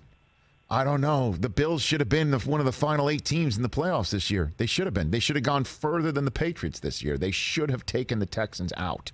That last 3+ minutes, again, God bless you, Elliot. Being a Bills fan for as long as you've been, I'm sure, and every other Bills fan that calls into our show. Yeah, we know a lot of them. Oh, my God. Just to be emotionally invested in a team that had that happen to them or played the manner, played into that hands, and then the Texans giving it right back to them on going for it on 4th down, which obviously will be Bill O'Brien's decision, but he'll have a different play caller making the play call now that we just had that conversation with John McClain.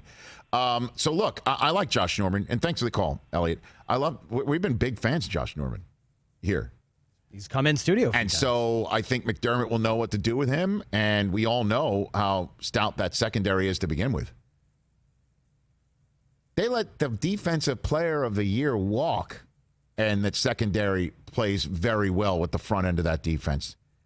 If Josh Allen can take another step forward and become a better passer. Yeah, his deal is accuracy. I know John Brown had a great season, but just using the dual threat a little bit more to be a more accurate thrower, and he's improving on it, he could be a very dangerous quarterback. He already is on occasion. So his rookie year, he started 11 games, was 53% completion percentage, which is an abomination in today's NFL. He increased that to 59% last year. If he can get in that 61 to 65% range, the sky's the limit for this kid. And I will say this. After the first couple of seasons in the pros, 2 quarterbacks drafted before him. Sam Darnold, he hasn't played a playoff game yet. Nope. Baker Mayfield hasn't played a playoff game yet. Nope. Josh Rosen, not so much. Can't even start. Now, the 32nd overall pick in the draft is the reigning MVP. So, second best developed, higher ceiling quarterback that we've got going on right now? Of the 2018 draft? Yeah. Yeah, I think so. In the first round. Got to give it up. Hey, man, Baker Mayfield may have a statue coming his way out of Oklahoma, but a total regression in year 2. May not be his fault, but a total regression in year 2, and Darnold we're still waiting on. Okay, let's throw out Lamar Jackson since he won the MVP. Right. Of those 3 guys, we'll throw out Josh Rosen because he's not a starter yet. But Mayfield. Who would I take? Yeah, Mayfield, Darnold, Allen, next 5 years. It's a toss-up. It's a toss-up, yeah. Which is, in terms of Josh Allen, a big win for him. Exactly. Yeah. Now then, let's piece together what we just heard about Brady from 2 guys in the know, and Peter Schrager joining us in hour 3. New England is still an entirely attractive option, obviously. The stuff I heard out of Belichick's mouth, on camera, off camera, at the NFL 100, just gave me an all-time team show, just gave me a full glimpse behind the curtain of this man's knowledge and how he uses it to his powerful result. Okay? I don't know what he's like to be coached by him, but just in terms of his breadth of knowledge and how he utilizes his experience in real time in this day and age, I thought to myself, how can anybody compete with this guy? And Brady knows that. But I haven't been around him for 20 years. And I have had new challenges a couple times in my career. And again, I'm just using myself as an example because I can only put myself in other person's shoes. I'm entering my 17th year at NFL Network. The only longer relationship I've ever had is with my wife. That's it. After my wife and then NFL Network, by the way, comes Courtyard and then ESPN. Hey. Yeah, how about that? So after 20 years, you might want a different voice. Then where does he try? Where does he go? What does he decide? I can't get off of San Francisco. I just can't. And it's worth it for him to basically say to his agent, I know you're Jimmy's guy too, but we got to try this. See what they say. I've always wanted to wear the uniform. They're the best team for me to go to in order to win championships, plural, because don't forget who you're talking about here. One's not enough. And he wants to tell everybody, you don't think I can do this anymore at age 43. You just watch. And if you don't think I can do it without Belichick, you just watch. That's why Jeff Darlington said in hour number 1 that Brady's using this not as an FU to New England, but as motivation for a final chapter before he turns to other business interests in his life. Why not try that? Why not check it out? Championships to say, you don't think I can do it? And we had this conversation in one of our look-ins. We're live on youtube.com/Rich Eisen Show during our commercial breaks of the radio show. We're live talking and showing other videos from past shows. We had this conversation. You can count on the number on just one hand, the people who have used to great effect the you don't think I can do it, you just watch me, to GOAT effect. Tiger, Michael Jordan, you could throw Kobe in there, and Tom Brady. Who else are we missing? I'm not thinking of any baseball player. Yeah, I was just trying to go other sports. But to great effect, multiple championships, etching your face on the Mount Rushmore of the sport.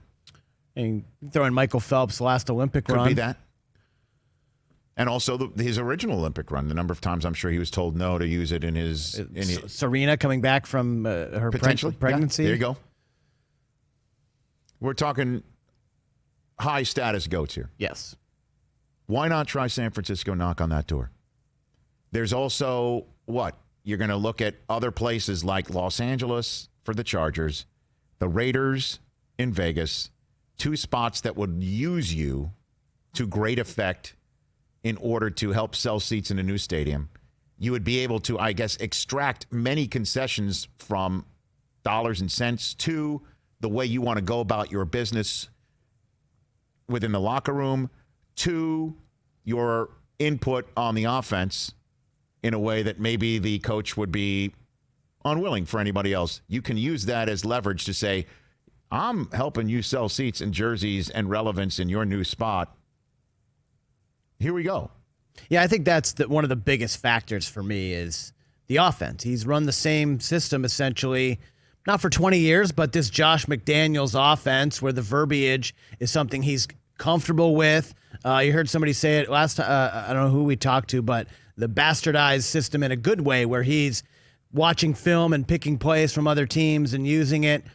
I think that's a huge factor. Does he want to learn a whole new system at age 42, 43 years old? You talk about Bruce Arians. Does he want to go down to Tampa and try to learn new terminology and blitz pickup schemes and all this? Or Tennessee. And that's why, there may be another team that we're not thinking of or talking about or some sort of craziness. Like, I'm just trying to envision next week what the craziest, wildest scenario would be. For a team to come in, or just as a result of this whole conversation of waiting for Brady, and then it finally happens, and this happens. To me, the craziest result would be San Francisco, for them to take a team that was 7 minutes from winning it all with a young quarterback who, as Darlington and McClain pointed out, popular in the locker room, fresh face in the league, building a team with him, to just basically tell this guy, we got you because of what happened in New England. Now, because of what's happening in New England, we're sending you packing, potentially to New England. And we're going to hire somebody who is a GOAT and is 43, and we'll try and win as much with this person and then figure out the quarterback situation later on and dealing with the ramifications of that in the locker room, as John McClain points out to me. Once Brady shows up and is Tom Brady, I think the players would be fine with it and appreciate it. Yeah, I think so. And it would just send us all into an absolute total tizzy in the media, and rightfully so. I mean, how many conference champions go ahead and make a move like this for a player once in a lifetime like Brady? Here's one scenario that nobody's talking about because Brady hasn't given any indication on this, and is a possible result. And I'll just throw it out here. I don't think it's going to happen, and I have no indication of it. What if he just decides to retire? You know, I was listening to Charles Barkley on another program, and he threw out that same scenario that he hopes Brady retires. Was it? He was on DP show? Is that what he was on Levitard last week. Right. Okay. What if Brady just decides to retire? What if Tom's like, you know what? I do want to just keep it New England, and all the other options have been interesting to me, but it is time to step away. He's given no indication. It's been the exact opposite, which is why that would be the most shocking result.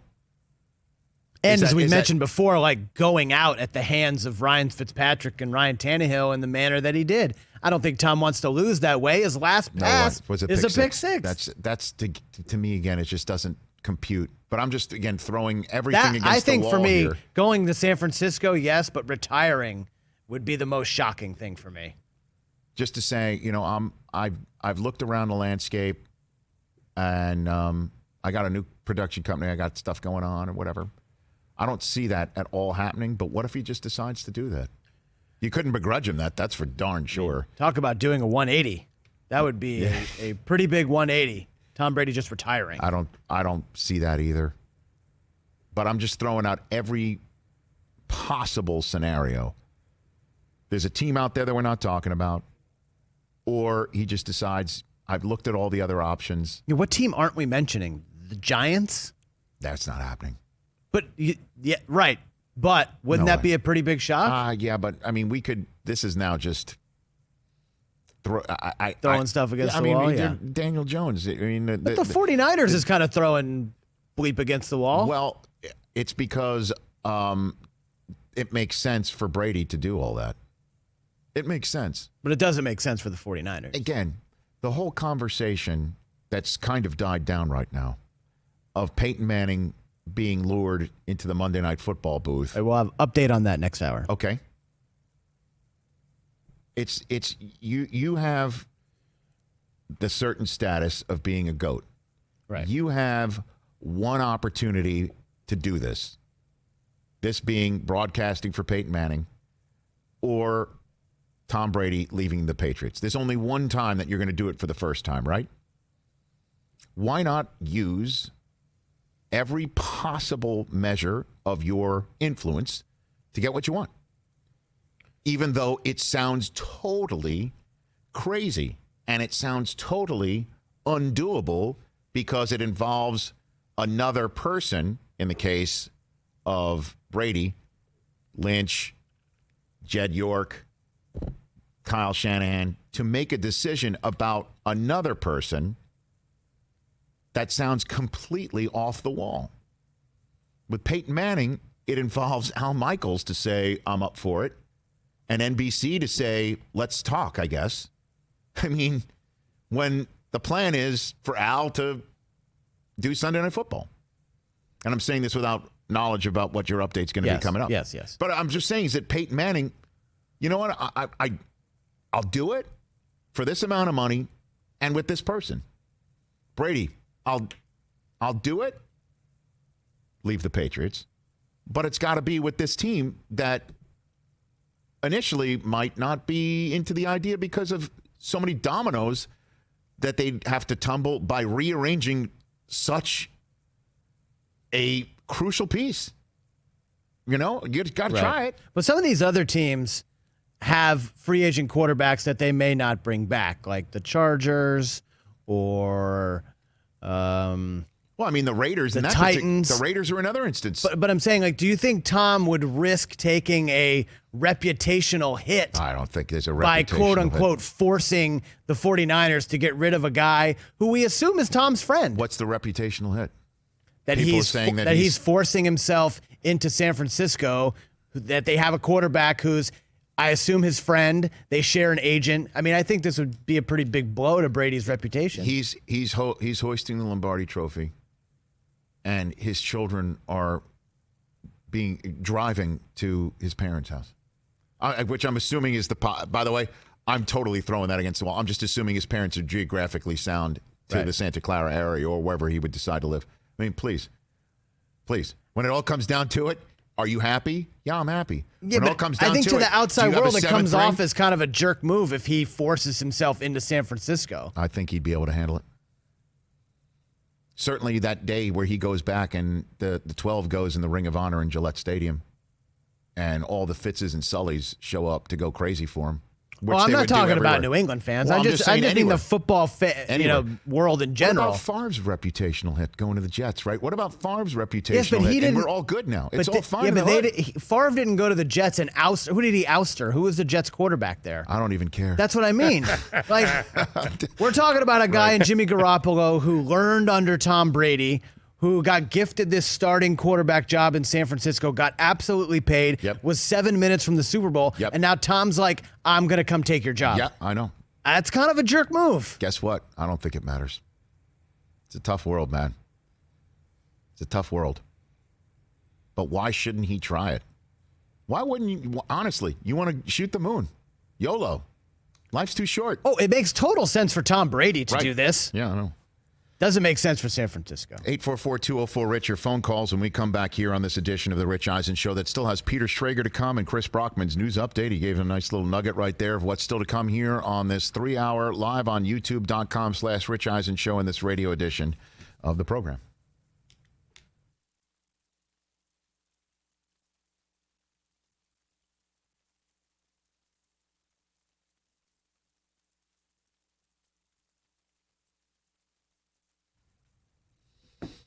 Okay, we're back here. What's going on? DC, Daniel Cormier just retweeted some of our videos. DC just... You can see a nice little uptick. Just retweeted the videos from yesterday. Well done, Daniel Cormier. We like guests that come on and amplify. That's called a value add. Does it look like this shirt has, like, epaulets in a way? Like it kind of looks like I'm... Shoulder pads? Yeah. Does it look like that way? No. I think it fits you pretty nice. Oh, I'm not saying it's not. I think it's actually a very dashing fit. It's nice. I mean, I love that color blue. On me? On me and you.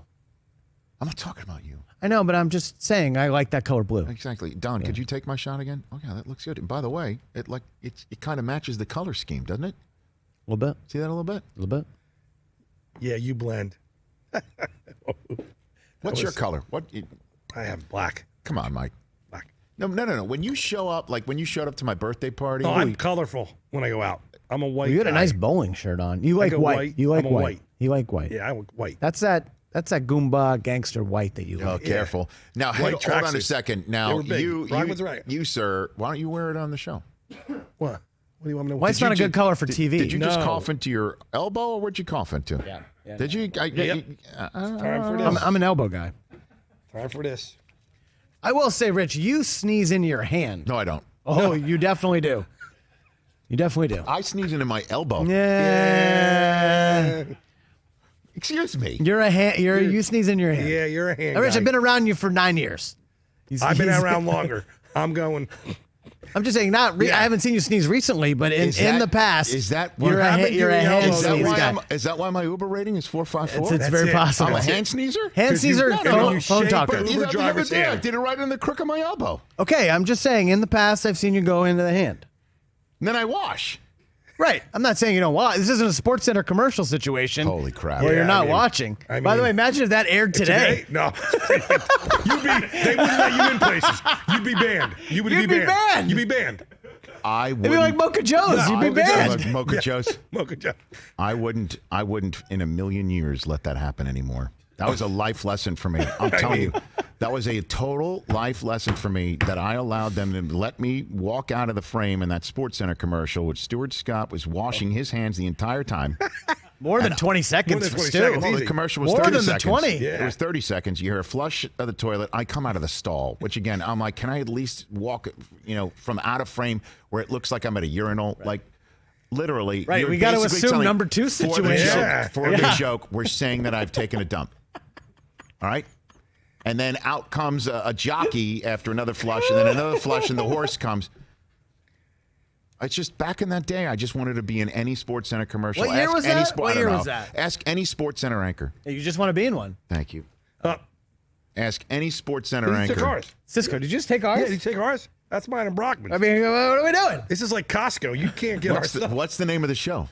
Well, okay. Hold on. Okay. This is the Rich Eisen Show. We get that. Thank you. I mean, I get it, but bring it back. I mean, Rich Eisen loves Rich Eisen. Yeah, he wants hand sanitizer. Yeah, it's got the proper amount of alcohol. Yeah, we looked. Brockman. That's right. I mean, you need it. We looked. Is that why I have my Uber rating of 4.54? I honestly think it's the talking on the phone. Ooh. What's the matter with talking on the phone? Some people want to engage in a conversation in the car. I don't know. It's not a chat and ride. It's a ride service. It's not a chat and ride service. I may start that. Not disagreeing with you. I'm gonna be a driver for chat and ride. What? That I'm the driver. You're the driver. I'd be the best. I talk. You are a talker. You are the man. You know the preference. So the preference is button, talking. The preference button would be what the conversation is. Yes. You just know that it's talking. Exactly. Football, sports, politics, music. Right. I'd be like, yep. Your mother? My mother. Exactly. Terry Del Tufo. That would not be a good thing to have a button that says your mother. No, I mean. Why don't you just call your mother? Why don't you just call your mother? Exactly. She has a button that says your mother. For people in the New York, New Jersey area, like, what are they telling me? Your mother. Your mother. Yeah, right. Why is this guy from New Jersey with a button that says your mother? Your mother. Say hi to your mother. Wow, Rich, somebody worse than you. Randy D is 448. Finally! Randy D. Randy D, where have you been all my life? Wow. Finally, we have found somebody with a lower rating. My goodness. Can you ask Randy D? Will you then respond here? I'm sorry. Will you respond or ask Randy D? Yeah. Did he ever get into an argument? Did he ever vomit He in the car? smashed the back window out of the Uber. I'm kidding. All right, hold on. Tweet us a screenshot. Jeez. Oh, God.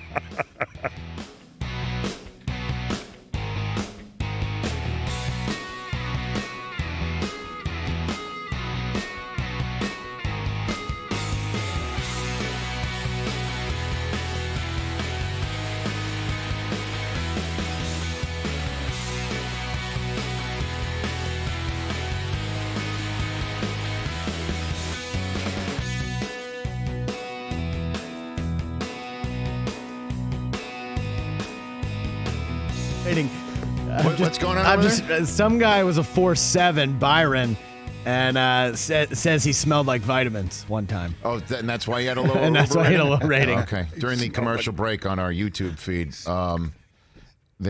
we found somebody with a lower Uber rating than mine, and we have to find out why that person Brockman is lower. said he took over the guy's car and crashed it. It's currently being researched. Yeah, that guy took over and crashed. The car. Let's go in the meantime back to the phone lines. Michael in this great state of California. What's up, Michael? Hey, Rich. Thanks for taking my call. Thanks for making it. I've been a 49ers fan since I was 10 years old. I am 34 now. Yep. And the last two Super Bowl experiences I had, we lost both of them. And the biggest issue we had of losing those two Super Bowls was quarterbacks. And we had no quarterbacks who could close those Super Bowls and win them for us. And, I didn't want to believe this story that Tom Brady was coming to the 49ers because we obviously had just signed Jimmy Garoppolo 3 years ago. And the 49ers are awfully being quiet about this. And it has to make you think if they're actually having conversations about this between Jed, John and Kyle. Right. Because I'm going to ask everybody a question. Who does Kyle really want at quarterback coming down the road? I think Kirk Cousins is who he wants down the road. Exactly. And what better bridge quarterback is there than Tom Brady? Whoa, Tom. I mean, that's a goat bridge. Hey, a little respect. Tom Brady's no bridge quarterback, but yeah. I mean that, for lack of a better term. But Sure. With all due respect. Yeah, with all due respect. Get all due Tom Brady. respect. You can't do that. Oh man. But you know what I mean. You know what I mean, though. Like, what better quarterback to have under center than Tom Brady? Look, and I appreciate. And one of the things that Kyle Shanahan loves his quarterback to have is a deep ball. His deep ball to be accurate, and Tom Brady is way better than that at Jimmy Garoppolo. Jimmy Garoppolo oversells his receivers a lot when he throws the deep ball. Right. Well, again, and I appreciate the call, Michael. Thank you. Call back again. Tom Brady is no bridge quarterback, but I understand what he's saying. If there's 2 to 3 years, but Kirk Cousins is not going to wait around for 2 to 3 years. Kirk's contract is up after this coming year, unless the Vikings extend him. This is the third and final year of that vaunted, all guaranteed contract. Okay, that's right. So, basically the maneuver would be to stick with Jimmy G for 1 year and then go get Kirk if they don't do it again this year. And I will say this, though. The reason why the Niners made the Super Bowl this year is what? If you want to list it. Defense first. Run game second. Right. Yeah. The reason why the 49ers made the Super Bowl in their previous Super Bowl season was offense. Quarterback. And the quarterback. Yeah. We all Hall of Fame. Forget. Hall of Fame quarterbacks. Yes. Well, no. Don't forget. Colin Kaepernick is what I'm talking about. Well, yes. Oh, okay. Colin Kaepernick. Let's not forget Alex Smith was the first overall drafted quarterback by the Mike Nolan regime. And then when Harbaugh came, he was beginning to play much better. But then got wrecked. Yep. But then Kaepernick stepped in. Colin Kaepernick, for anybody who needs a refresher, was a points and yardage ATM.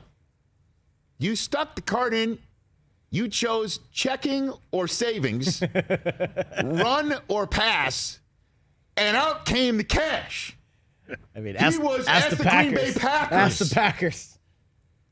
And in that Super Bowl, the comeback came, as Ray Lewis likes to point out, after somebody kicked the plug out of the Superdome, which is the craziest conspiracy theory I've heard in a long time. He believes in the NFL. I know he does. He really does. To his core.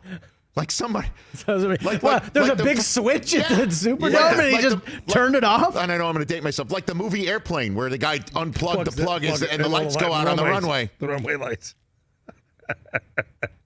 But Colin Kaepernick, in that game, they had 4 shots inside the red zone to win it. And any Niner fan will tell you, Michael Crabtree had a little bit of hands on him. Yeah. That might get called now. Or flagged or reviewed. That's what I mean. Right? Flagged, yeah. So I just want to point out that Kaepernick was a major reason why the team was in that game and had a chance to win. Just wanted to throw that out there. But Michael makes an interesting point. And what does Shanahan normally want out of his quarterback? He also wants mobility. He wants somebody to play fake and roll and run in a certain direction so you think that guy's got it or whatever. It's a whole misdirection. Brady can do it. I'm sure they could figure it out. Yeah, but where do they pick? They're not going to draft anyone this year, are they? No. Who? The Niners? Yeah. Well, if they don't get Brady, they stick with Garoppolo, who's very affordable with $25 million a year. 7 minutes from a Super Bowl win. Man. He did miss that. Again, he missed Emmanuel Sanders. Could you imagine the difference? But here's the thing about that. Let's say that's completed and a touchdown. 1:30 for Patrick Mahomes in the Super Bowl. I think the Chiefs still win the Super Bowl. You do, eh? If he connects on that, I do. Okay. It's a fun what if. Oh, my God. That what if's going to go on for a very long time. Well, until they get back and win. You'd have to say they are the favorites to back it up, right? In the NFC? Right. Breeze going back, the Saints will be there. Obviously, the Rams, we have to assume, will be better. Seattle will be better. There'll be a team that was downtrodden this year. You have to figure the Falcons will be better. We'll see what happens. Who comes out of the NFC North will be better. But in terms of being young, dynamic, and good on defense, and good in the running game, if all things stay the same and healthy, the 49ers will be a favorite to win it. Yeah, they have the best NFC team odds to win the Super Bowl, 8-1. And that's why Brady's knocking on their door, reportedly, allegedly, or thinking about it. Why not? Cowboys, 12-1. You got 2-3 years left in your career as a GOAT to be a bridge quarterback. Where do you want to go? That was a joke, by the way. I got it. Thank you. Dirty Dancing. 844-204-RICH, your phone calls, Chris Brockman's news update. Peter Schrager of Good Morning Football coming up.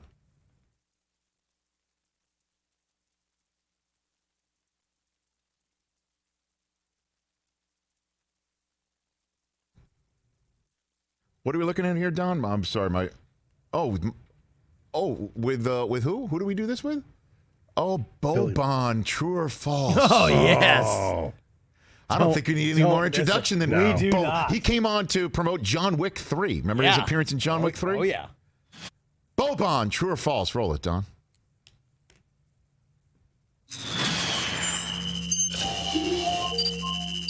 First up, celebrity true or false with Boban. True or false? You eat soup every single day. Is that true? Yes, true.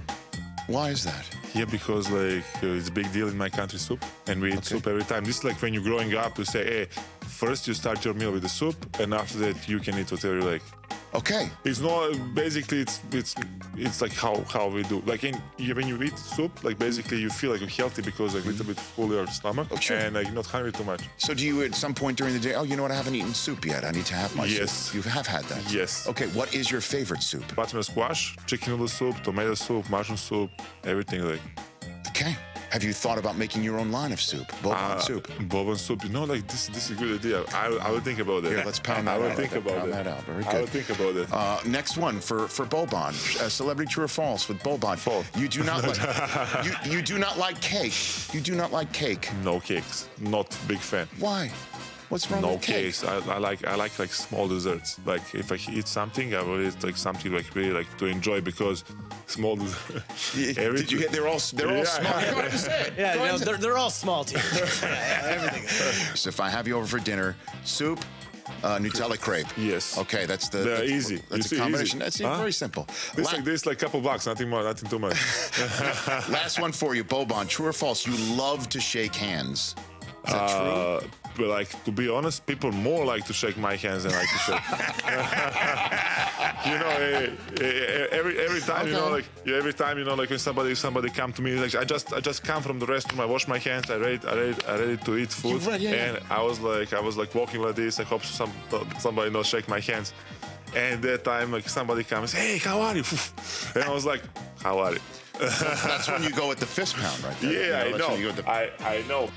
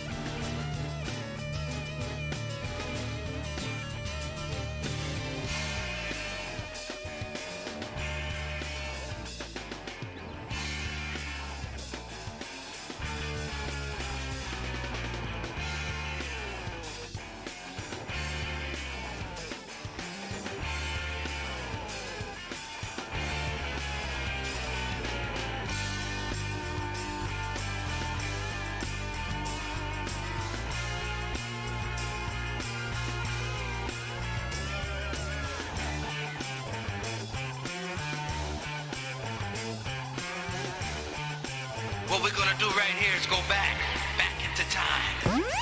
Yesterday on the Rich Eisen Show. From the Tennessee Titans, Taylor Lewan. How are you going to vote on the CBA? I'm pretty sure that's very inappropriate to ask. Okay. But I didn't vote yes, but I will say I do think it's going to pass. You do? Why do you feel that way?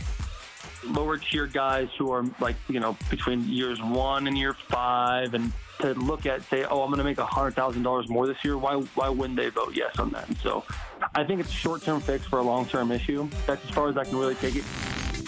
Another Rich Eisen Show is coming at you right now. Y'all ready for this? This is the Rich Eisen Show. A coronavirus outbreak continues to seemingly bloom and blossom. Live from the AT&T studios in Los Angeles. Don't lose the sense of community, love, compassion, empathy for everyone else. The Rich Eisen Show. I just wanted to get that off my chest to start this show. Download and podcast at richeisenshow.com. Earlier on the show, Houston Chronicle columnist John McClain, co-host of Good Morning Football, Peter Schrager. Coming up, ESPN NFL reporter Jeff Darlington.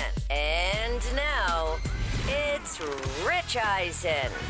Hey, everybody. Hour number 3 of this radio show and YouTube television show, youtube.com/Rich Eisen Show. We're on the air. And we love our radio affiliates and greatly appreciate you listening to us right here, 844-204-RICH, number to dial. Phone lines are lit. We're very excited about that, as always, because we're interactive. That's what we do this for. We do this to interact with all of you. Our YouTube page, again, youtube.com/Rich Eisen Show. At Rich Eisen Show is our Twitter handle. And our poll question, Chris, where do we stand at the top of hour number 3? What do you got over there, Chris? Yeah, so looking at if you guys would be cool if your favorite team banned fans in the wake of the coronavirus. Right now, 56% say no. Okay. Did you see the NCAA just put out a statement? Did you see that? No, I did not. Let me get this for you. The NCAA basically just put out a statement from Mark Emmert, who is the president of that. Did I get that right or not? From the president of the NCAA, essentially saying that... I got the full thing right here. Go for it. Read it out. NCAA member schools and conferences make their own decisions regarding regular season and conference tournament play. As we have stated, we will make decisions on our events based on the best, most current public health guidance available.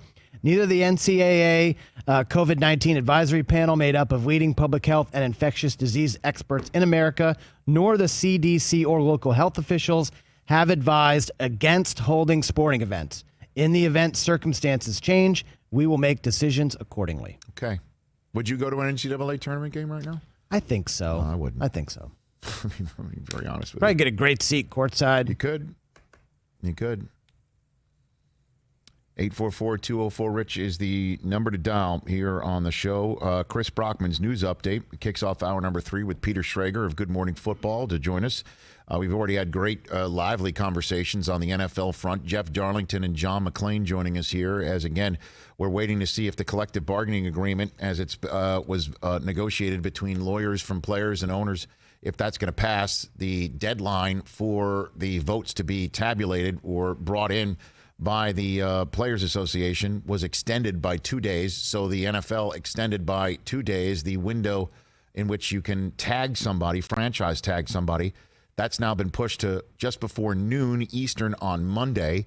That is exactly when the negotiating window, or AKA tampering window, opens up prior to the new league year beginning on Wednesday.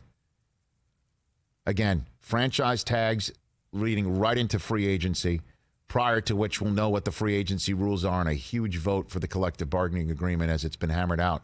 We'll either have one, the NFL currently, like Hyman Roth, taking a nap. When they wake up, they'll see if the money's on the table, they'll know they have a partner. If it's not, they'll know they won't. That's a Godfather 2 way of saying this is a big, huge business deal on the table.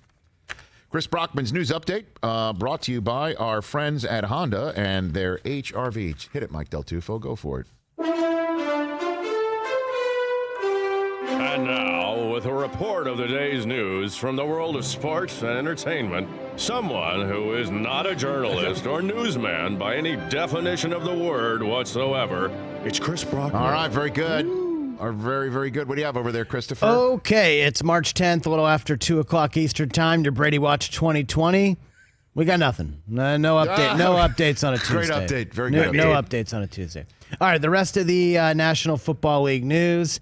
August 6th, the Hall of Fame game in Canton, Ohio. First preseason game. It's going to be the Steelers and the Cowboys, a classic Super Bowl matchup. I have received from NFL Network's news desk. It's a news blast that came out. Oh, I love the news statement blast. From Jerry Jones on the Hall of Fame. All right, what do you got? We are very excited about being named to play in the Hall of Fame game this year. When we learned that Jimmy Johnson would be involved in the August and not September ceremony in Canton, we approached the Hall of Fame and expressed a strong interest in being a part of honoring his legacy and induction by bringing our team and Cowboys fans to Canton. How about them Cowboys? Yeah! So Jerry and Jimmy are cool now? Or warming up? Warmer? Warmish? Wow. I'm kind of shocked by that, aren't you? I'm pleased about it. I don't have the patience to jack with you today. I was going to say, before you read that, it seems like the Cowboys kind of play a lot in the Hall of Fame game. Look, but to bring the Cowboys fans to Canton. Oof, it's going to be and great. And the team will be there. Yeah. Remember they walked in for who were they there for recently? Was it Larry Allen? I forget who it was, but they were all there for it.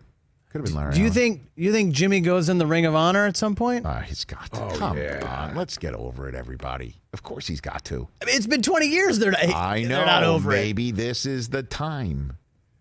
It takes time. Maybe this is it. The warming, the big hug. Do you think how great would it be if they recreate the hug in Canton? What is do a 180? Thank you.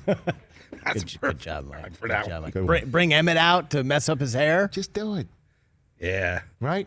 And have fun with it, holding the Lombardi trophy with a tug of war. Let's all just talk about the elephant in the room and embrace it. Let's do it. It's time. I love it. I love it. I love it. I love it. So yeah, I guess it does appear that Jerry's doing a 180. Wow. What is do a 180? Can't believe it. Great Jeopardy drop, man. Just a great Jeopardy drop. All right, some other news across the league. We mentioned Ravens great Marshall Yanda. Going to hang it up at 35, call it quits. That's significant. One of the best guards maybe ever. Hall of Fame eight credentials. Pro Bowls, won a Super Bowl, as we mentioned. Only two other players have done that. Larry Allen, Alan Faneca. Larry Allen's in the Hall, and Alan Faneca is always knocking on the door. Yes, he's been a finalist a lot recently. So congratulations to Marshall Yanda. Indeed. Kickers sign extensions too, Rich. Texans, Kame Fairbairn. Dude. 4 years. Was I close?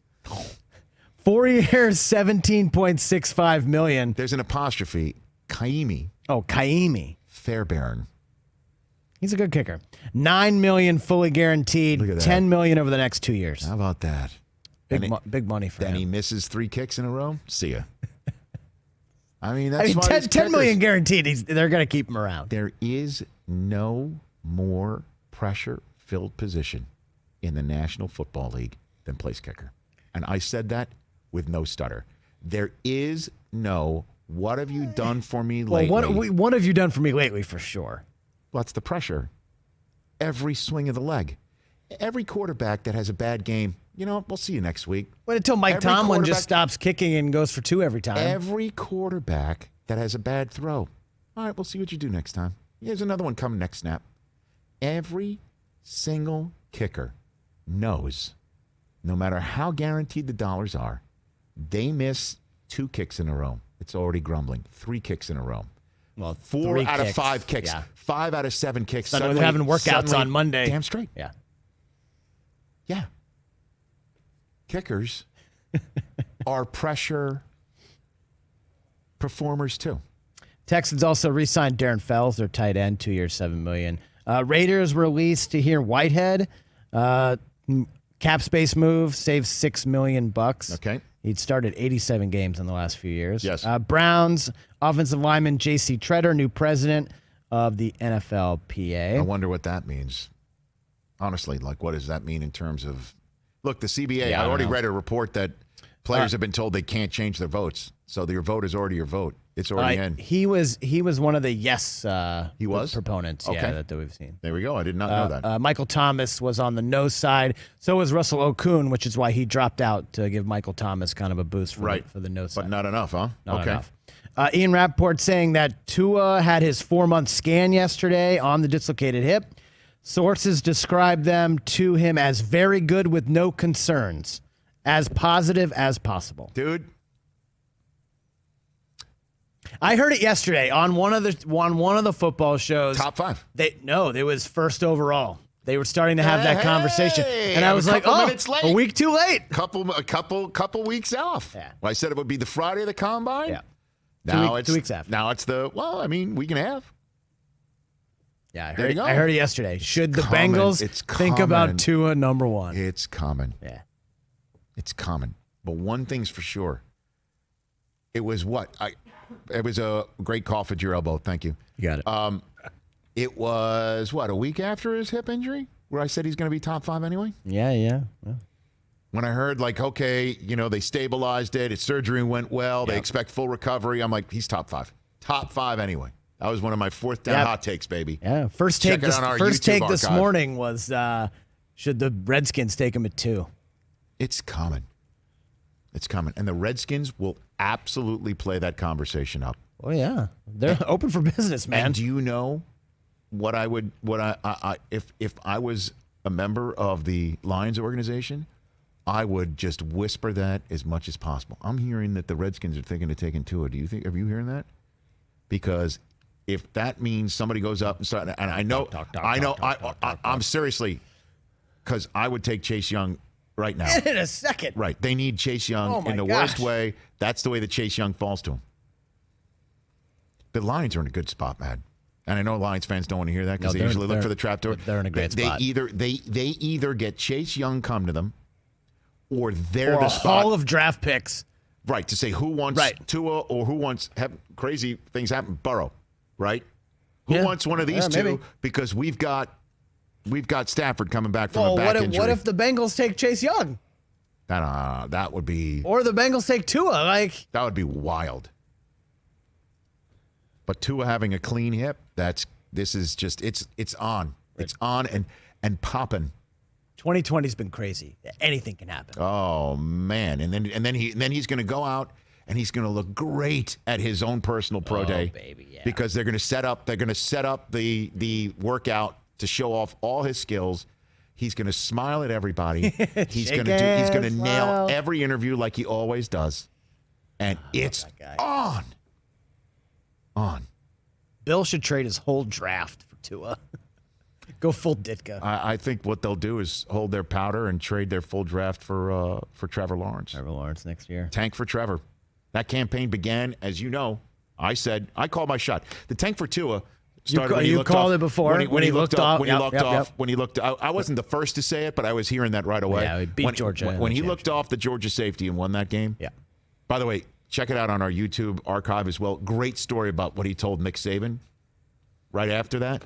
Because Nick was on his case because he took that sack to lead to that huge play. The play before, it was like, it was over. Right.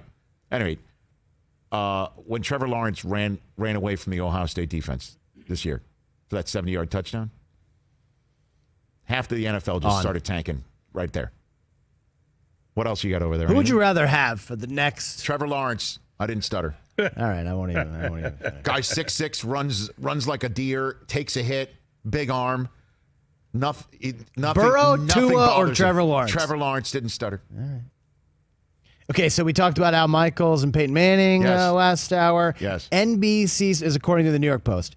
NBC Sports declined ESPN's initial request to engage in trade talks to acquire Al Michaels, according to sources. I can't believe these are words that you're saying with no hint of irony. Yeah, me neither. So I guess the quote from an NBC Sports spokesman to the Post: "We look forward to Al completing his contract and calling Sunday Night Football on NBC." Okay. So there you have it. Adios. Back to the old drawing board. Back to the drawing board. But there's the statement that Jeff, because I love bringing this all full circle. Like I brought Brady into the Peyton Manning calling a shot. Hey, yeah, sure. You want me, ESPN? Go get the GOAT. Hey, I got one shot at being a broadcaster for the first time. I want the GOAT. Yep. That's the way I'll do it. The same way that Brady's like, hey, I got one shot to leave the Patriots let's go home. Let's go home. Yeah, let's go home. This is the statement that we get from NBC Sports. People are waiting to hear from the 49ers about Jimmy Garoppolo. Well, that's like Jeff Darlington said. The That's what silence I'm is saying. deafening. I'm going high register. The silence is deafening. Right. And he's not wrong. And he's not wrong. Why hasn't John Lynch said Jimmy Garoppolo's our quarterback? For now. I don't know. Maybe we'll call John Lynch up. See if he wants to come on the show. See how it goes. As we mentioned, the Ivy League has canceled its conference tournament due to the coronavirus. Yale is going to be their representative. The Penn Quaker I shouldn't say the only Penn Quaker in your my brother, family. My right? brother and my sister-in-law, they met in the campus of Penn. Yeah. Wharton School of Business's finest, okay? My brother texted me because he heard the way we started the show. He said, in the 36 years since I was a freshman at Penn, the Ivy League has not had more than one team in the NCAA tournament. Oh, there you go.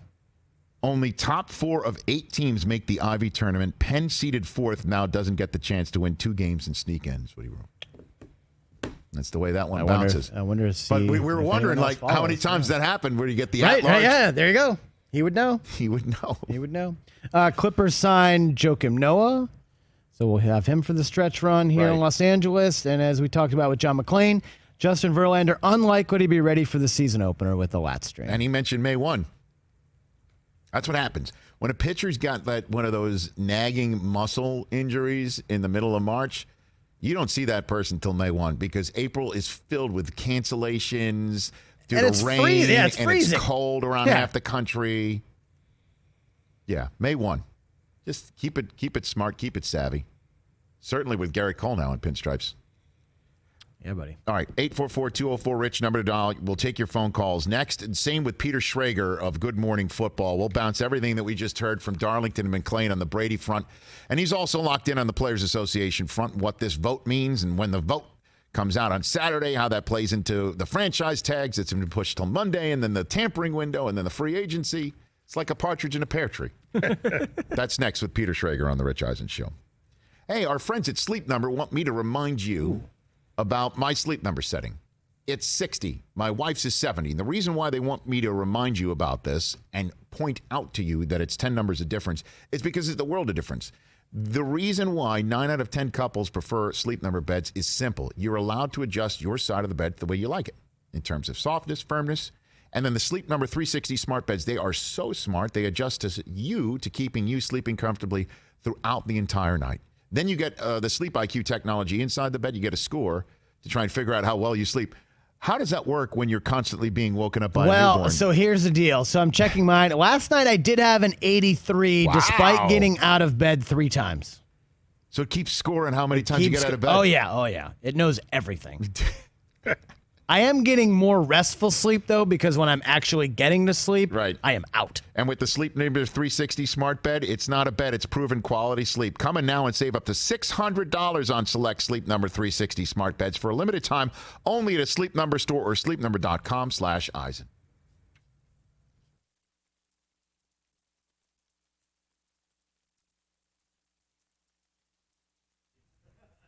All right, well, back.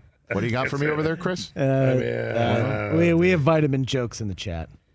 Okay. That's all. All right. And what? That your sleep number is this guy's sleep number is 420. Ah. I mean, yeah. And it's not April 20th. I don't understand what he means. It's not. It's totally I don't weird. quite understand what he's getting at. You know, so 420. I don't have I don't have the bed with the Sleep IQ technology in the bed. So I do. Being a 50-year-old now, when you get up and you got to figure stuff out in the middle of the night because you got to wake up and do your business. That's right. It would let me. It would keep track of that. Huh? It would tell you how long you were out of bed too. Wow. They're smart. They're good The beds They're are great beds. supercomputers. It's crazy. I actually slept we have one in New Jersey at my mother's house. Yeah. In the second room, and I was actually able to sleep in it. You guys are lucky. Those things are great. What do you mean by second room? Like a second guest room. At your mother's house? There's 2 guest rooms in your mother's house? When other people aren't there, yeah, I get to. I'm usually downstairs. Do you sleep in your original bed? Yeah, no. I do sleep in my original bedroom. Bedroom, right? Yeah, bedroom. What in the world is that like? It's pretty crazy because it's like you go back and you're like, it's Do kind you of have stuff from your old no, on the wall? Rich, the day I moved to California, my father got one of those like gigantic dumpsters. They had the walls broken Throwing down. stuff out? They were gone. It's like you're never coming back. Oh no, you're never coming back. Broken Walls down? were broken down and stuff. Oh yeah. So it's not an original No, room. no. I had 2 bedrooms. I've slept. Sounds like your 50th birthday party. I've actually These are slept. laminate levels? I've You slept in laminates to get back in your house? I've lived in every bedroom in my house but my mother and father's. I moved around because I was the baby. Okay. So I had my first bedroom, my second bedroom, the third, and the fourth, and the fifth. So I moved around the house. What are you, is this the Falcon Crest of Livingston, New Jersey? Yeah, I mean, where do you live? I just moved. I just moved. It's 5 bedrooms. 5 bedrooms. To Yeah. salute. So I moved to the final bedroom, which was my favorite, which was downstairs. Right. They knocked literally the next day. My brother Anthony, rest in peace. They called their buddies and they knocked the wall down. And I was like, "Can I come back?" My father sends me a picture in the mail back then, and goes, "Wall's gone. You're done." I remember my childhood bedroom. And if I walked into it right now, it would freak me out. It is. I look out the window and I'm like, I was a little kid looking out this window. It would freak me out. I remember. Did you share a room as a kid with your brother? No. But we lived, like my parents' room was directly across the 4-foot hallway. Yeah, it's like literally. And then my brother was at the end of the hall. So, got it. And the end, like literally our doors were a foot apart. Like they used were to be- cornered off. it was It was really yeah. tight. Oh, The yeah. sleeping quarters were really tight. We I added didn't to- live in a shoe, but I mean, what No, I'm saying but is just still like the small. rooms were right next to each yeah. other. You could we'd bang on the walls all night, me and my brother Frank. And No, my brother and I didn't do that. we tormented. We banged on no parents. walls. We were tormented. Yeah, I shared a room for a long time. I shared a room for about. My sister got her own room because she was the girl. Yeah, that's how. Yeah, That's the way it what is in happened our to me. house right now. Yep. Yeah. The girl gets the room. Same thing with my sister. Can I tell this story? I'm going to tell this story about my daughter real quick. How much time? Got about a minute. So we're back. I'm she'll be embarrassed by it one day, but whatever. Yeah. So we're driving in the car. This is coming for you one day. We're driving in the car, and she lets loose from the chair. Okay. Okay, like she sat on a cushion. Oh, well, that was like that. Okay. Okay. Okay. Oh And it was loud. Okay. And I turn around. I'm like, "Was that you?" And she smiles at me, and I say, "What do you say?" Right. And she goes, "Hello." Now, how do you not? You laugh. How do exactly? Right. You But that gotta laugh. encourages You them gotta to do it more. laugh. I look at her. I'm like, Yeah. "What do you say?" Right.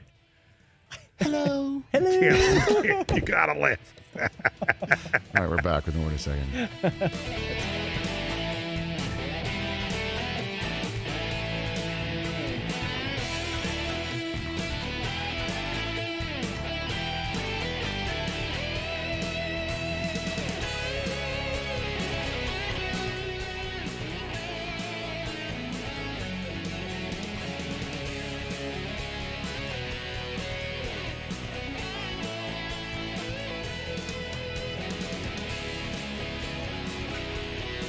Welcome back to the Rich Eisen Show, 844-204-RICH, number to dial. If you're on hold, stay on hold because I need to take the phone call of my good friend from Good Morning Football, Fox Sports, and so much more. He's Peter Schrager back here on the show. How are you, Peter?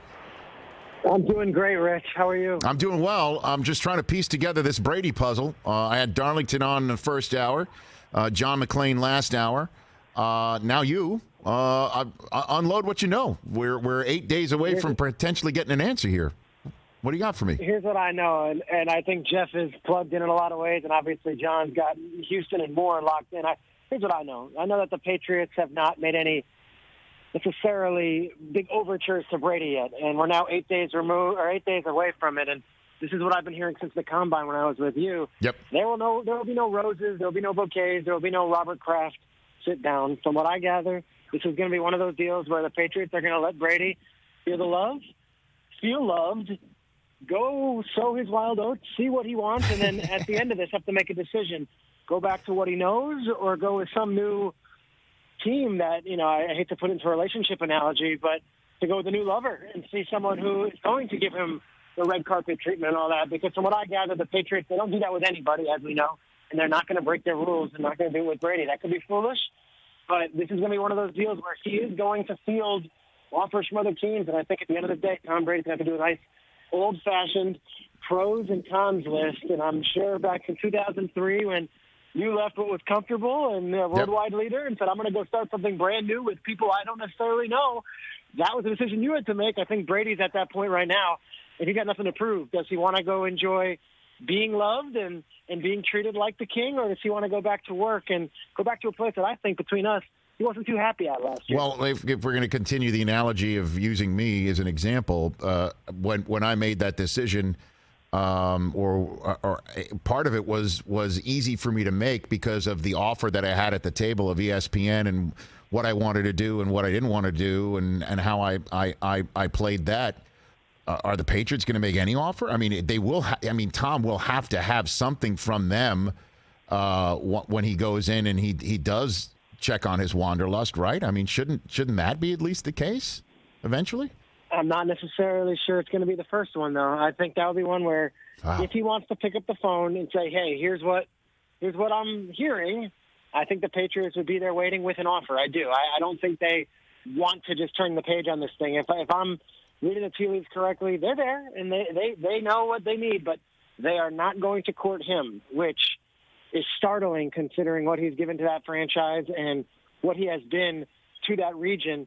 And yet I don't think Belichick wants to play it that way. I don't think he wants to break his usual approach to free agency and the way they handle these contracts. Tom is finally a free agent. He fought to have it this way.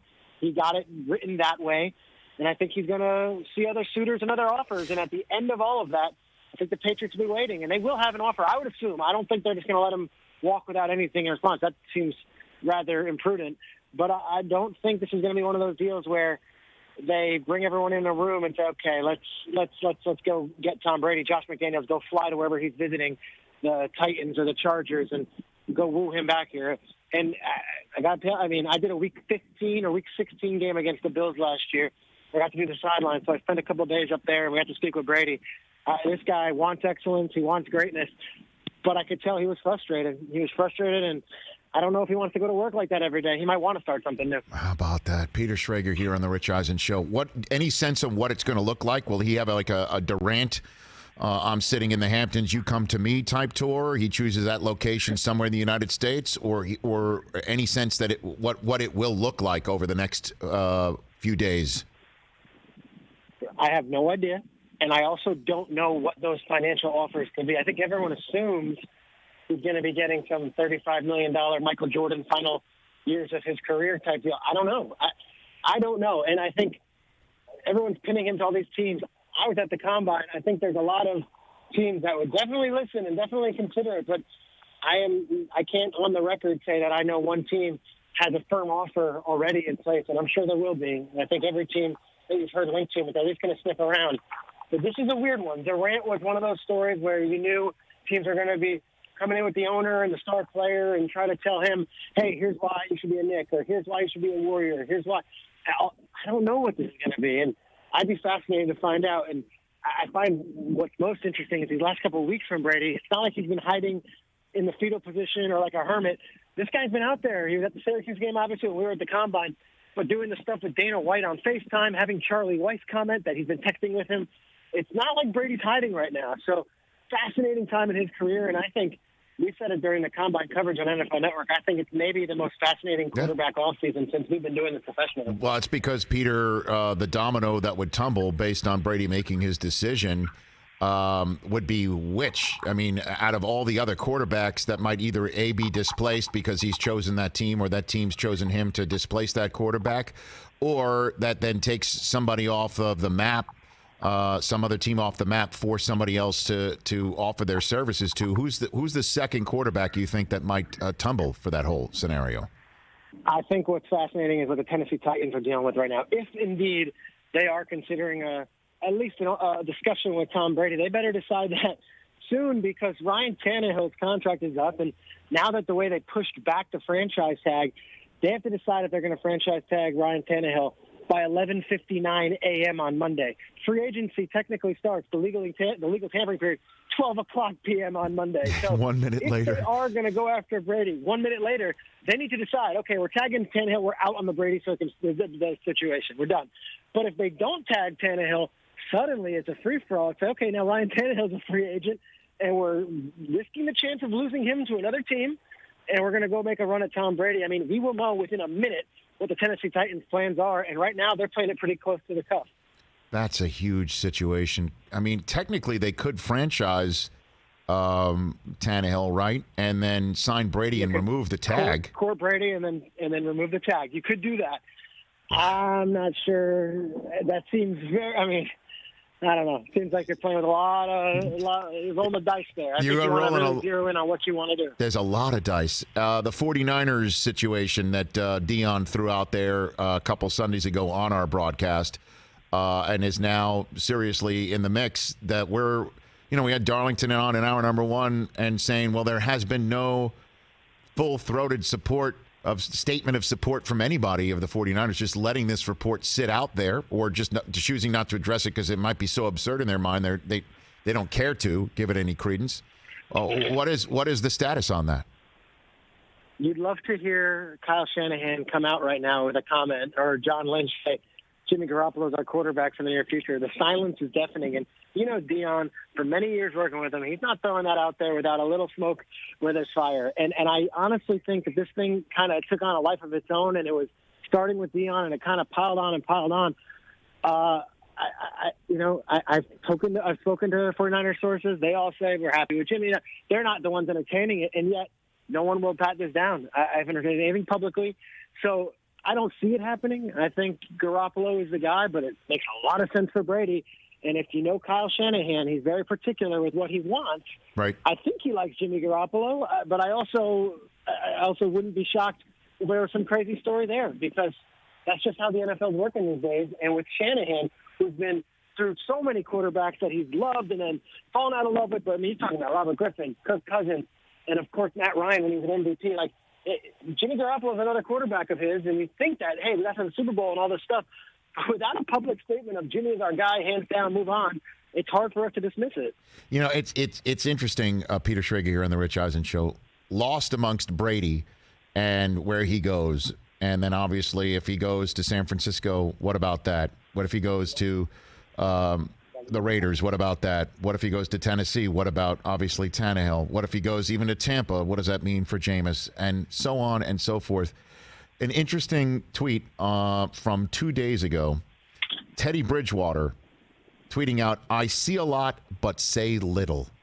That's all he put out there. Kind of, I don't know what to read into that, saying, hey, everybody, I'm here, and I won't be an issue. Or I say a lot, and I keep everything in-house. Or don't forget about me because I'm pretty damn good too. What's the Bridgewater market going to be, do you think, here in the next couple of days? I think, knowing Teddy the way I know Teddy, and I know him fairly well, I think he doesn't want anyone's pity. And I feel like the last few years it's been, oh, man, what a great guy. What a good story. Oh, how cool is this for Teddy Bridgewater? Overcome that injury. Oh, that's great. He's a back. Oh, he won a few games. Like, I think he's waited his time being the guy that everyone says, oh, Teddy's a nice guy. And he's like, I'm ready to go now. Like, I've done my time. I'm back from the injury. I've been the backup. I went 5-0 with the Saints. And quietly, I think Teddy Bridgewater is getting a lot of buzz around the league. The team that was being linked to him so much at the Combine, and this comes from people around the league, the Tampa Bay Buccaneers, which, on the surface, I'm like, all right, well, Bruce Arians' whole thing is no risk it, no biscuit, and loves to let it loose. And Jameis was so in favor of when he came on as the head coach. Teddy's not the guy with the huge cannon arm. Teddy's not the guy that is no risk it, no biscuit. Teddy is the guy you're going to go win some games with, but you're going to need a defense, and he's not going to lose you games. It's one of those guys. So that's an interesting fit to me. I mean, Carson Palmer had the cannon for an arm. It was a perfect fit. Peyton Manning was the best, thrower of a football that we've seen in quite some time. The Teddy Bridgewater to Tampa rumors are real. I'd be fascinated to see in those first few days. If they don't franchise Jameis, if Teddy Bridgewater goes to Tampa, what he can do with his career and what Bruce Arians will do with him. So coming out of the Combine, the quarterbacks still Burrow, Tua. Now we're hearing from Ian that Tua's hip is clean. What do you got for me on that front, Peter, about the quarterbacks? A lot of positivity on those two guys, and a lot of people like Herbert. So those are your three. You're going to get a lot of juice for Jalen Hurts because he had an incredible combine, both physically and also interviewed really well. And Love and Eisen, the Utah State and the Washington quarterback, are going to get some buzz as we head towards the draft. But it is really a two-horse race right now, and Herbert is right there as the three-horse. And then I think there's a big gap between 4, 5, 6. So I think we're looking at three quarterbacks in the top 10 right now. And it's those three guys, and I think it's that order: Burrow, Tua, Herbert. Herbert can obviously jump a little bit. He had the great Senior Bowl, had the great Combine. Let's see him do what he does at the Pro Day. But this is a weird quarterback class because you got one guy who was really shot out of a cannon in one season. You got another guy who might not be able to play next season, and another guy who's been around but really didn't wow anybody in the college game last year at Oregon. So it's not this Kyler Murray, Baker Mayfield, Sam Darnold, one of these guys where for years we've been tracking them and saying this is definitely a no-brainer. Well, I mean, if three quarterbacks go in the top 10, Chase Young, Isaiah Simmons, Mekhi Becton, that's 6. And then you have to assume there'll be another defensive lineman or a couple of offensive linemen taken right there. I mean, the Raiders sitting there at 12 needing a wide receiver. Mayock may have his pick of the whole kit and caboodle. I mean, it's amazing how deep this draft is and how in the middle of the first round you might get yourself a guy who normally would be a top 10 talent. You better believe it. And these two guys, Judy and Lamb, and then you've got the Burner and Ruggs, there's three guys that have top 10 talent. They could be all sitting there on the board at 11 with the Jets. Don't count the Jets out. They need a receiver. And then 12 with the Raiders. I think, we were talking about it on the Combine, and you were really great when we were just having an open conversation about it. Everyone says, Isaiah Simmons, well, there's a top 3 pick. Is he? I don't know. He's playing a safety and a linebacker position where I'm not sure if you've got a left tackle for the next 10 years on the board, you're passing on him. I'm not sure if you're passing on Derek Brown, who's supposed to be, the next great defensive lineman in the league, for a guy who's a roaming safety and linebacker. It's fascinating because you come out of the Combine and you're like, I love this guy. He's got to be on our team. And then things start to settle a little bit. You say, okay, well, if you can get an offensive tackle for the next 10 years and his name's Becton or Wirfs or whatever it is, you kind of need that over the safety linebacker, which just isn't as valued the same in NFL circles these days. So it's amazing to see how these teams rank these guys, but also the positions they play and how they would stack them. I didn't even mention Okudah, too. I mean, it really is quite something that we've... Awesome. I know. We haven't even hit that. Before I let you go, Peter, what are you hearing about the collective bargaining agreement vote and the new NFLPA president and the election and how that all plays together? Well, J.C. Treader was pretty much the moderate candidate in this thing. You had Sam Acho, who came out very vocally saying yes. Then you had a combination of Mike Thomas, or the other Mike Thomas, not the receiver of the Saints, right, as a staunch no, who was backed by Sherman and Okung. And then J.C. Treader gets the vote, who was kind of presenting the facts to everyone, but saying, I'm not going to weigh in yes or no. I have fears. I do. I really hope this thing passes. And I know people on Twitter, because I've been talking about it on the show, say, you're an NFL employee. I don't get paid extra or less based on if they pass the CBA or not. It doesn't affect me. I'm talking about the NFL game as a whole, and everyone I talk to says it's not an ideal situation for the players, this collective bargaining thing. We get it. The 17 games, that's not great, and a lot of players might shrug their shoulders at that. But this is a good deal, and it does satisfy both sides in a lot of ways, and there's a lot of former players who would be helped out by this a lot. So I am personally hearing a lot that a lot of players just voted no. They clicked no. They said they know. They heard from Kenny Stills and Justin Reed and whoever else, and their agent said the 17th game should be non-negotiable. I'm not sure if they vote no, if the owners are ever going to put that toothpaste back in the tube. And that's what scares me, that they voted no, and there's a chance that 17th game is non-negotiable from the ownership side. Well, Peter, I'm in a way, part of me feels, for you that you got that on Twitter, that you're an NFL employee. So, of course, what are you going to say? But another part of me is actually thrilled that I'm not the only one that gets that anymore. So I've been crazy. Like, you think that I mean, that's the thing. It doesn't affect me one way or the other. It really doesn't affect our wallets or our lives. We're under salary, whatever it is. Right. And yet the immediate reaction from both players and from people at home is, well, you just work for the league. That's why you want it to get, like, as if I'm sitting in an owner's house drinking a bottle of Camus right now. Like, no, that's not what it is. I'm just telling you from what I hear from both sides of it that this might not be ideal for either side. But the owners compromised a lot in the last go-around on this thing. And I think it's good to have football, to be honest. And if it's something that can be worked out between both sides, I would have loved to have seen a better discussion on it than a straight-out no just because of the 17th game. Peter, thanks for the time, and I appreciate you and the rest of the Good Morning Football crew talking about Run, Rich, Run as much as you did and what you had to say the day after the Combine. I appreciate it. I saw that and appreciate it. I was beyond moved by the feedback we got. I, of course, and my counterparts up there on the mezzanine with Chris and Charles were blown away by the work you were doing and the money you raised. So, Rich, thanks for doing that. And obviously, it's the folks at St. Jude. Just tremendous stuff. You're the man. Thanks, Peter. We'll chat soon. Thanks again. Thanks, Rich. You got that's Peter Schrager here on the Rich Eisen Show.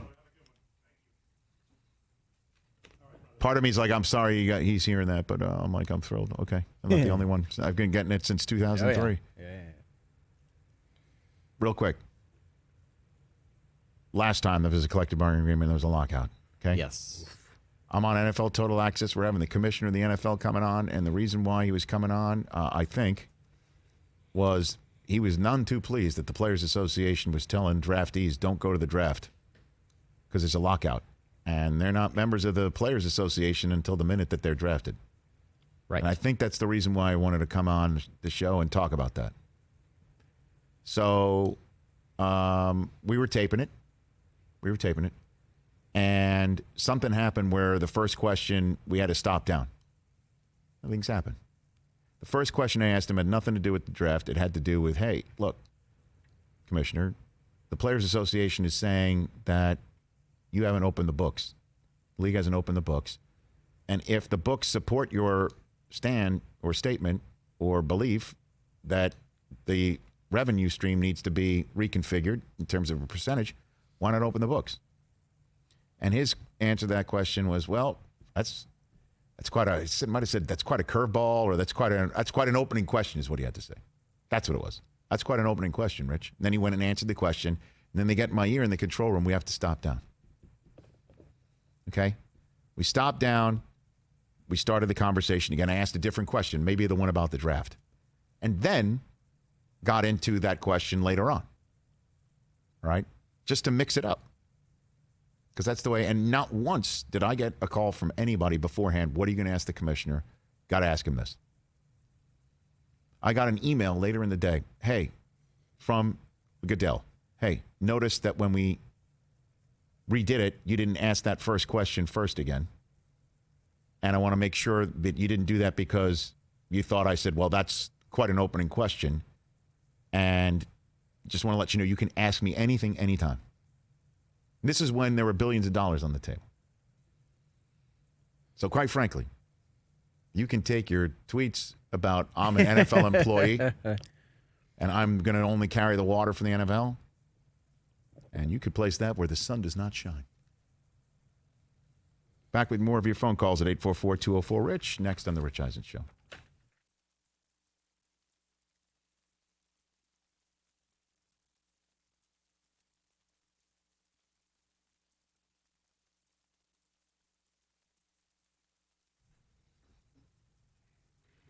By the way, the sun does not shine. It's currently Los Angeles, California. Is it still oh, yeah, storm watch. Gloomy and windy out there? Chilly kind of windy, Mike? Chilly and kind of windy.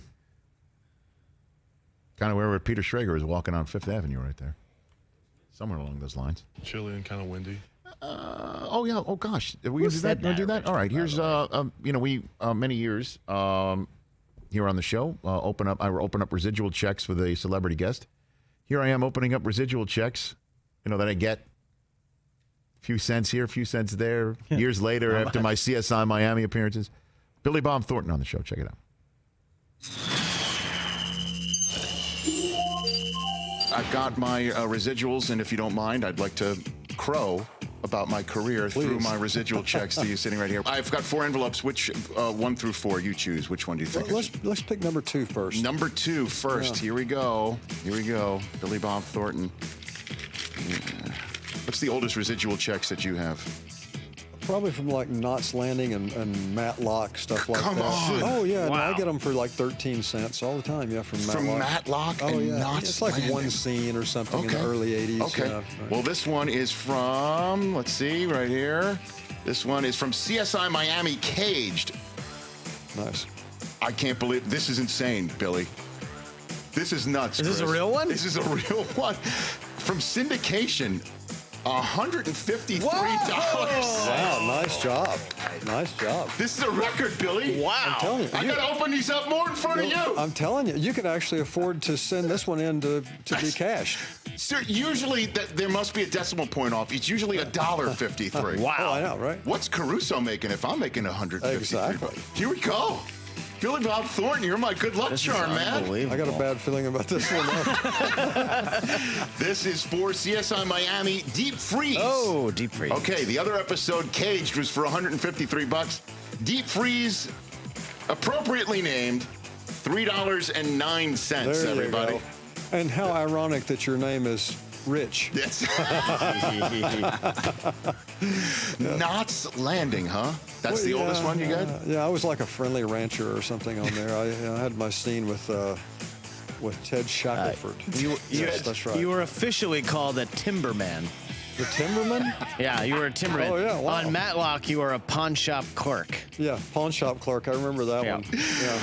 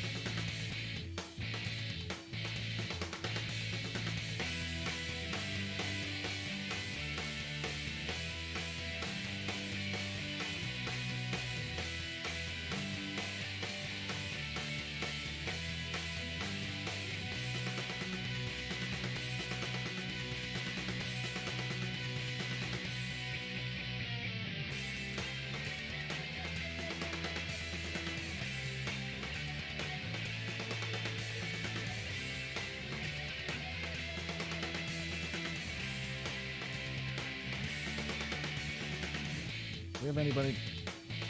All right, welcome back to the Rich Eisen Show. Let's take some phone calls. Craig in North Carolina has been hanging out for a long time. What's up, Craig? Hey, Rich. How you doing? What's going on? What's in your head? What's in your mind? I've got a Tom Brady thing. Yes, sir. I think he should go to Dallas. Why? Okay. I think they should let Dak walk. He's asking for too much money. Wow. And quite frankly, he's a middle of the pack quarterback at best. Tom Brady could take them over the top if they get a couple of defensive guys with the cap money they're going to save and draft a couple of guys. They're loaded. You do know Dak had the second most passing yards in the National Football League last year, and I know that that's not the most I guess Tony telling. Romo, right? No, I'm just. It's not the most telling statistic, but I mean, I don't know. It just I'm sure many teams would hop on Dak, and it's amazing that. And thanks for the call. It's just amazing the Cowboys fans would think that. Pats will take it's not Dak your in money. a second. In a heartbeat. Would you trade Dak for Brady right now? Yeah, probably. Because that's the trade that he's talking about.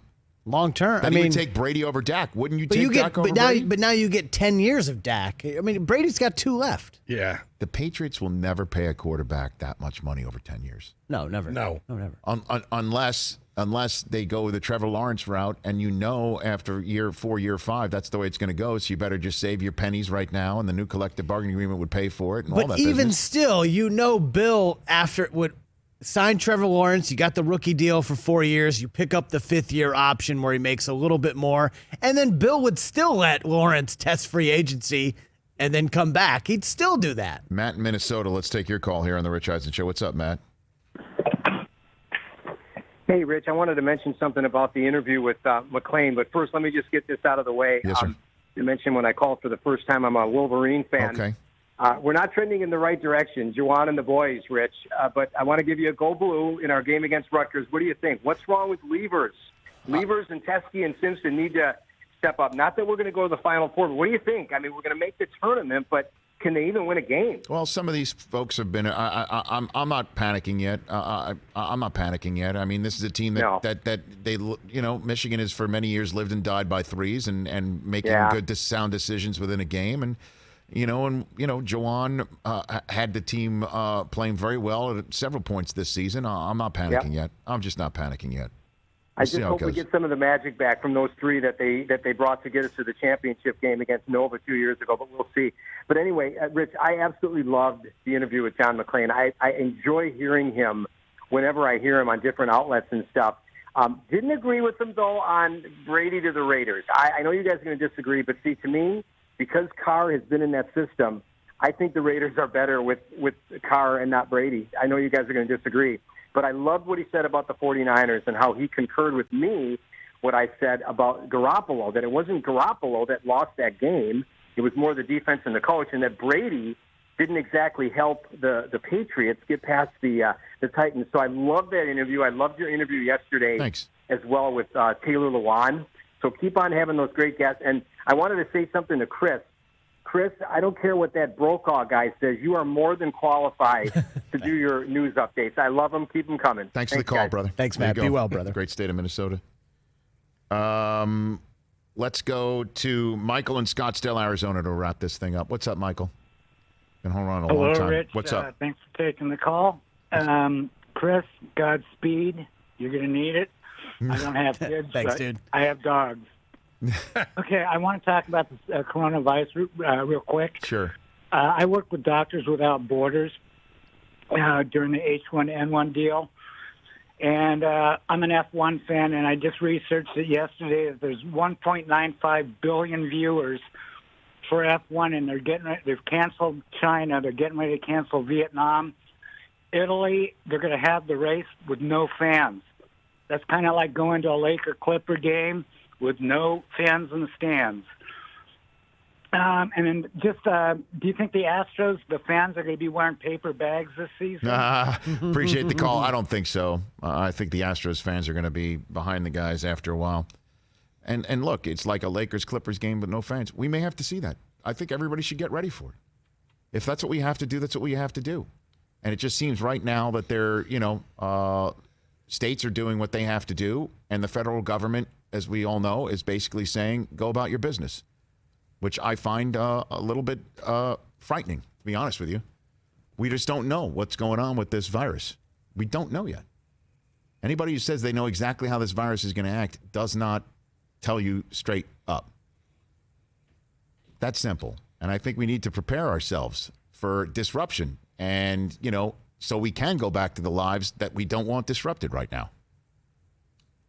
Our poll results finally brought to you by our friends at Capital One, which is reimagined banking by offering savings and checking accounts with no fees or minimums. One of the nation's best savings rates. Capital One, what's in your wallet? What do you have over there, Chris? Yeah, would you be upset if your favorite team banned fans in the wake of the coronavirus? 57% say no. Okay.